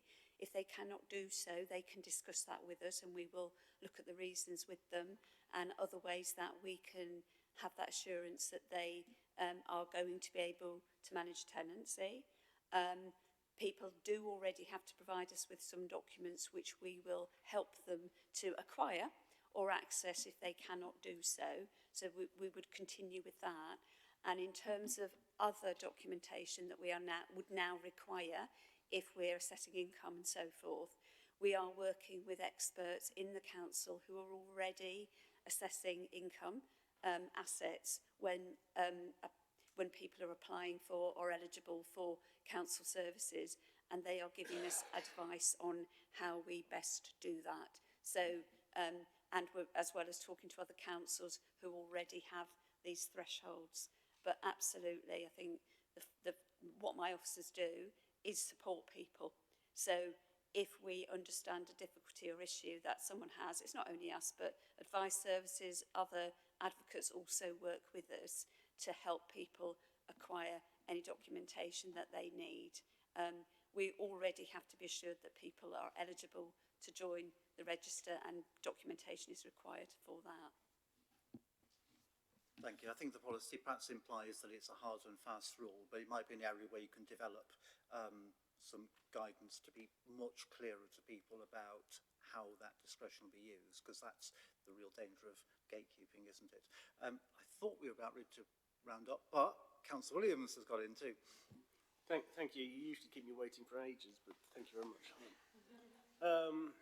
Yeah, is there anything, if it's in there, and I apologise, but is there anything written into the policy about officers being allowed to use discretion when their applications are made? So there is a section within the policy that talks about applying discretion, and it's about where somebody's circumstances aren't met by the policy. So in extreme circumstances, so one of those could be somebody who is rough sleeping, and we need to support them around that documentation. So the ability to apply discretion is substantially in this policy? Yeah, because that would actually be to better the council's discretion. Thank you. That's okay. Right, okay. Are we at the point where we can move to the recommendation? I think we need to deal with this. So we've got the recommendations, which actually, I think, David, you wrote out before. That was helpful. They're on page 33, and of course the principal recommendation is to approve the adoption of a new housing allocations policy in the form set out in Appendix 1, and then there's 3 other consequential amendments, including the detail of implementation and looking for a review after 12 months. I'll take that people are happy to deal with those recommendations all together there. I'll just take, I was going to take a show of hands there. Is this a question, Councillor Turpin? An alternative proposal, Chair. Okay, all right. Propose that we defer this policy and do some more work on it. I appreciate that an annual review will take place, and I support an annual review, but that would still mean that this policy is in place for at least a year, or possibly more like 2 years before a review and the findings and recommendations of a review are implemented. And I think it's a discriminatory policy. I think it's a racist policy. I think it puts obstacles in the way of vulnerable people. I don't support the policy as it is, and I propose that we defer the policy for further work. Okay, so let's take that as a proposal to defer. So my next, okay, as Sherry points out, just want to ask the committee if there's a seconder there. Okay, so okay, I could second it, but I think given the way it's going, I'll not second it. I'll note that you've proposed to defer it. Note there's no proposal in the room to defer it, so I suggest you go straight to a vote on the substance. If so, go to recommendations and just ask everyone to show in favour, show their hands if they're in favour of the policy. So we've got seven. So we've got 7 voting in for, 4 against, and I'll add my vote to that. So that's good. And so no abstentions. No. So 7 and 2. So clearly the policy passes. So we have a decision there. I'll ask that my name is recorded as on the papers as voting against that. I don't know if you want. I think Councillor Turpin wants that too. So have a record of that. But we have a decision there. So I'm just going to say thanks to everyone for what's been a pretty solid discussion over the last hour and a half and dealing with some pretty meaty issues. I think we'll recognise it is it's a long and complicated policy, and it's a policy area where it is very hard to get an outcome that everyone's satisfied with. I think it's the right to express the concerns we have a decision. So that is that item completed, and although it has taken quite a long time, we've got 2 more items, so we'll see if we can move through those fairly speedily. So thank you, officers, for attending there. We're going to the flexible tenancies items. There's flexible tenancies and the tenancy strategy update post-consultation. So we've got Georgina. Georgina, would you like to just put your mic on and introduce yourself and then take us briefly through the report and the recommendation? Hello everybody, I'm Georgina Parkin. I'm the Service Manager for Strategic Housing Services. Go ahead. Okay. I'm just going to introduce the report briefly. So this report seeks approval for Housing Policy Committee to implement flexible tenancies on the South Sheffield supported housing scheme. It's a new scheme which accommodates people at risk of or with experience of rough sleeping. It was funded by the Council's capital programme and also by grant funding from the Rough Sleepers Accommodation Programme. The scheme, therefore, must operate in accordance with the terms of the grant funding. Funding guidance states that accommodation will be available as a pathway to settled accommodation and with support to help residents move into independent housing. The expected time frame for this is 2 to 3 years.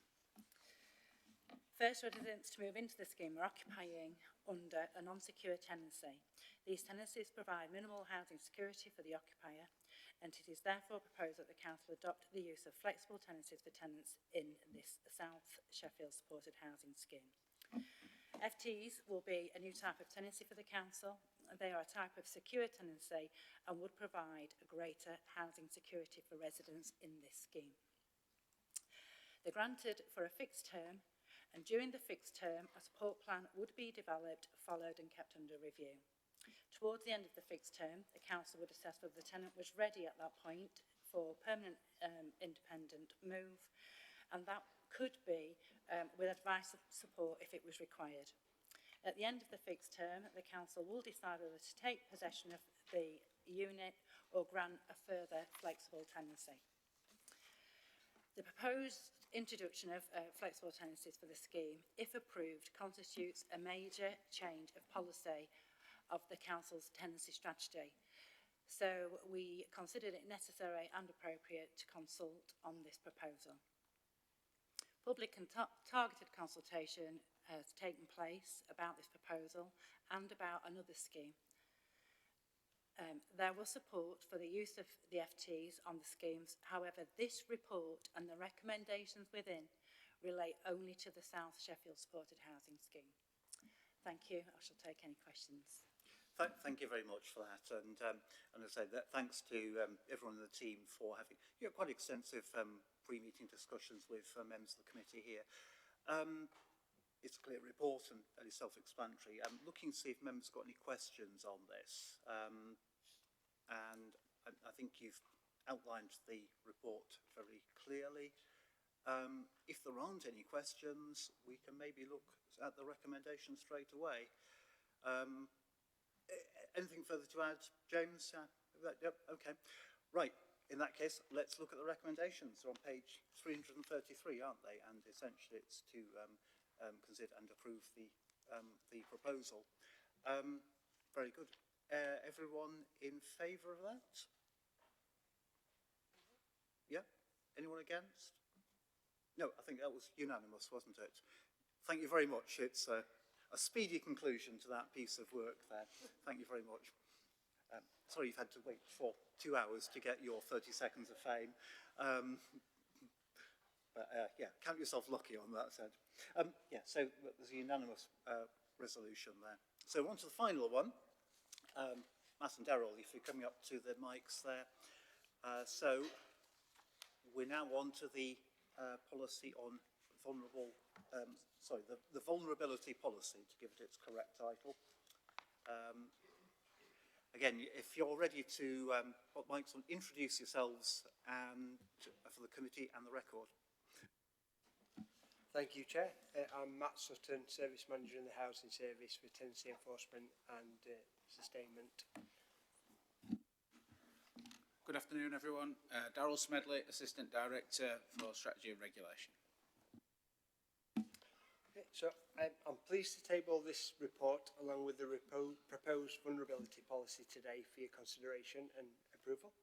Approval of the policy would mark a significant step in how the housing service responds to and supports those customers affected by vulnerability. As a social landlord, to fulfil our responsibilities to customers, our services must go beyond the provision of a safe and secure home in exchange for rent. We know and understand our customers, and we must use this information to remove barriers and make services accessible. All of us will be affected by vulnerability at some point in our lives, and this policy will serve as a framework for our future service design and delivery. The policy incorporates the Housing Ombudsman's definition of vulnerability and is cognizant of the need to evidence that the Council meets the regulator of social housing's transparency, influence and accountability standard regarding diverse needs. The policy has benefited from consultation and input from other council services, partner agencies, tenants and the voluntary sector. This has included focus group sessions with tenants. The policy is designed to provide the housing service with a framework which will inform strategies, procedures and workforce development activity. Successful delivery of the policy will be dependent on how effective our implementation is. If approved, we intend to implement the policy by embedding its principles in our day-to-day practices. Our workforce development plan will capture key aspects of the policy as we improve the response we provide to customers through approaches such as trauma-informed practice. Should the policy be approved, we will identify and monitor a series of baseline data across the issues such as evictions, no access compliance cases and antisocial behaviour cases. This will enable us to understand the impact of the policy as we monitor and review it. I hope that summary is useful and happy to answer any questions. Thank you. Yes, that is another good, concise summary. And also want to say thanks for the work that you've done in the preparation for this, with, again, been some quite extensive discussions with members here that I think people found really helpful. So we've got at least one question. So, Councillor Dwyer. Yeah, thank you. And thanks for the work gone into this report. It was, the questions all triggered by a piece of casework I had in my ward where I was at a surgery with one of our great community organisations, and someone had got a letter from the council saying you're in arrears, we're going to evict you. And the brown envelope code being in this really stood out. As soon as we got in touch with any officer of the council, it was sorted immediately. Everyone did their job really well, but it was that getting that letter really distressed the resident who was vulnerable. So I'm really glad to see we're going to be looking at our communications, but then the questions are related to doing work in community settings. So it's not just people have to come to us, we're doing work in community settings. How widely is that published so people know where those settings will be, and like how networked is that? And then in the review process, involvement of partners, so we're understanding actually where are the areas in the policy that could be improved. So being as broad with that review as possible would be a good thing to see. Thanks. So I think it's important that we stop seeing people who are vulnerable as hard to reach. We should see ourselves as hard to access, and then we should try to work from the problem from that point. So I think it's an interesting and powerful story told to start with. And I think as we go through and review the different services we offer, the different touch points, you know, there's parts of the housing service that will have more direct contact with tenants, and it's how we make sure that the approach that they adopt removes those barriers as much as possible. Really interestingly, and I will keep it short, liaising and consulting directly with tenants brought that message home really forcefully, that they're able to tell us what they need and what they want, and they're able to tell us about themselves. We need to do a better job of how we use that information when we communicate. Thank you. Thank you, and don't apologise for speaking at length. That was actually really helpful, and I think that the example brought out was really good. Just recognise, I love that phrase, about us being hard to reach. So that's important. Darryl, do you want to add something to that? Yeah, thank you, Councillor Johnson. Yeah, thanks. Great question, Councillor Dwyer. I think just to add to what Matt's just said there, I think what this policy will give us is the framework to get better consistency across the housing service. So where we've got really good practice, you will see that. But our expectation is how do we raise our standards across the whole of housing service so that your overall customer experience is improved, and how do we make those connections through localities and so that you see that coming through into your casework as well, so reducing those barriers. So I think what this policy does sets us that platform to move forward and allows us to obviously think more broadly around what it means to be a tenant and a resident accessing our services and what we want that offer to be. So we're really pleased that we've got to this stage now to be able to put this in front of you. Thank you very much. Right, so let's go to Councillor Williams, who always gets left to the last otherwise. Well, thank you, Chair. Yeah, good paper, good policy. My concern with policies are always in organisations, they get completed and put in the drawer and they're never seen again. Particularly with this one, because you are asking, and I understand why, that, delegated responsibility to make minor amendments, updates, etc., etc. No problem with that, but what would be quite useful, I think, would be for you to come back at a, not frequent, but at a suitable interval and say, these are the changes we've made, these are the reasons we've done it, and these are the outcomes we're now seeing because of the changes we've made. I'm sure as members we'd all appreciate that. Yeah, thank you for that question, Councillor Williams. Absolutely agree with you. Just one point I would make is I don't think it's about us. You've linked it to making a change. I think that would be our intention to do that throughout. So the most important thing is how does this deliver better outcomes, which is exactly what you're saying. So how do we build that into that reporting back into the committee through our reporting structures, and that's something that we've embedded in towards the back end of section 2, I think it is, in the form 2, where we've tried to be quite clear around what we're going to do as far as implementation. So totally agree that if all we do is create a policy and it sits on a shelf, then there was no point really bringing it to you. So we'll be really clear on that and the reporting structure back into committee. Thanks, and I think helpfully on page 437 you've got quite helpful summary of the monitoring arrangements there. So setting up for review, monitoring on shaping future services, informing policies and procedure, capacity sustainment, which is a measurable thing, and then improving customer experience. So those are 4 good outcomes. So yeah, very important. Councillor Belbin. Thank you. I want to thank Councillor Dwyer, first of all, for mentioning the Brown Envelope Code. I'm very pleased to hear that is getting into the general parlance of Sheffield City Council, and I'm sure that officers will be thinking about how we can use that code in particular to support this work.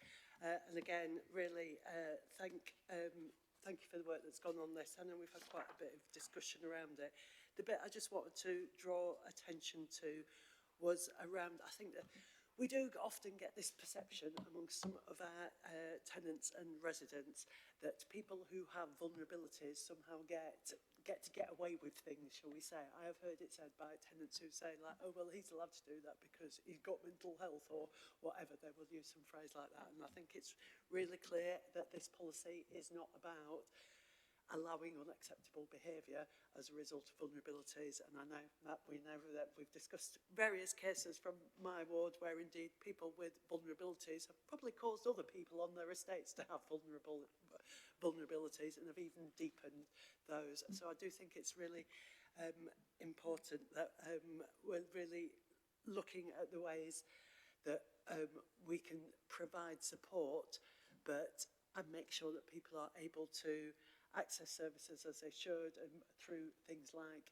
clear letters and so on, but also that we're really clear that people shouldn't have to put up with unacceptable behaviours, and that we're being really supportive to everybody who's in that situation. And I was really pleased to see the kind of additions that I know have been made, particularly around antisocial behaviour and so on. And obviously we want to support people to improve their behaviours, not just take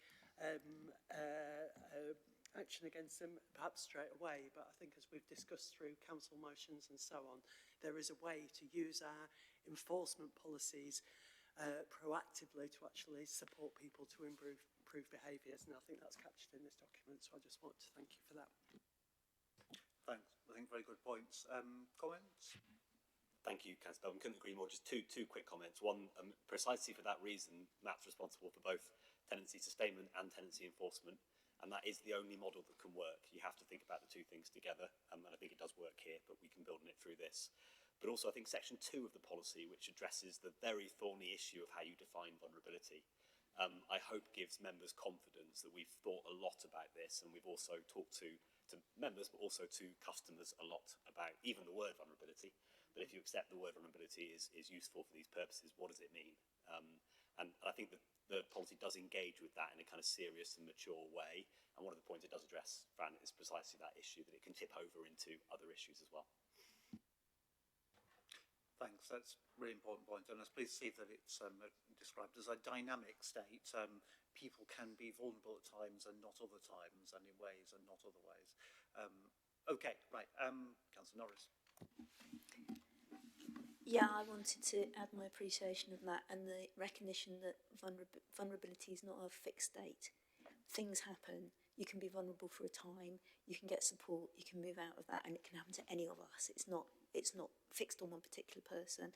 And echoing what Councillor Belbin said about making sure that the impact of people's struggles is not as harmful as it has been in the past on their neighbours. But I wanted to ask, in my experience in community midwifery, it's almost like there's our service, but you need the training for staff, and you need a network of support services, because these issues often can be complex and beyond our resources alone. So I just wanted to, if that's been flagged up and I've missed it, apologies, but just how are we supporting staff, and how we're networking with other organisations to provide the web of support that may be needed in complex situations. So I suppose there's a range of interventions that people might need, and if you start at one end, we're fully plugged in to the city's safeguarding arrangements. So the housing service itself is a partner agency in a lot of those forums, such as MARAC, Adult MASH, all the places where you would hope and expect that we'd be and be able to leverage our influence to get better outcomes for our tenants and customers. we fully accept what you're saying, that we will need to work as part of a multi-agency group, including with some private sector partners as well, to get those best outcomes for the most vulnerable people. So that's something that, as we benchmark our data and baseline, we already capture, for example, how much of our action results in us referring to or working with another agency. But I think one of the points Darryl touched on is that work will hopefully cement the outcomes that we're generating from this. And then by doing that, with a more intelligent use of data as we go, we'll be able to identify those gaps where we might not be doing that as well as we could, and then how we can do that better. So I hope that reassures you. Thank you. Happy with that. Councillor Baker. Thank you, Chair. I just want to say I'm really pleased with this as well, and the acceptance that vulnerability isn't permanent is so important, and the fact that our agencies can work together to support people who are struggling for an individual particular time. We had a case locally when we had a social event, a public social event, a number of officers available. It was reported that there was a vulnerability. It was sorted after that day. So officers can keep their eyes and ears open, report back, and as they did on that occasion, and can make such a difference, because that on that occasion it meant that some young kids are having a much better life now, and that's because we recognised that somebody was vulnerable. So thank you. Thank you very much. That's very helpful. Darryl. Thank you, Councillor Baker, and the questions from Councillor Norris and Councillor Belbin as well. I think reflecting on that, I think just a couple of points I think really important, and we've pulled this out in the report, is around that engagement with tenants with lived experience. There's a resident sat behind me who I know has been engaged in this policy, which is fantastic to know that you're involved in that, and importantly those key agencies as well, so we could get in that really deep understanding of the issues. I think what you've touched on, which for me shows our maturity moving forward as a housing services, I think what we've talked about is the confidence and competence of officers, and you'll know that the competency and conduct standard has been introduced in the housing sector, and that's not just about professional qualifications, it's about what are the suite of our officers need, so we'll be looking at that. We've seen in the report around trauma-informed practice, and I think one thing that you've all touched on is around that professional curiosity. So we'll very much be thinking about what does that plan look to enable officers to really understand tenants and residents as much as they can and support vulnerable people and everyone that lives in our properties. Thank you very much. Some really good points there. I'm not seeing any more hands. Should we go to a recommendation? If you want to look at that, it's on page 397. Essential recommendations to approve the policy that's been presented to us, with a second recommendation to allow for the director to make minor amendments. Is everyone happy with that proposal? Getting nods all round? Yep, so unanimous agreement to that. In which case, we have got to the end of the agenda. So thank you for everyone for working through that. It's been quite a tough afternoon. Thanks for your... 15 minutes on the allocations policy. We could have done, yes. So it's a good thing we didn't, isn't it? So we'll close the meeting there. Next one is in March, 19th of March. And yeah, once again, thanks to everyone for taking part in this meeting. Thank you.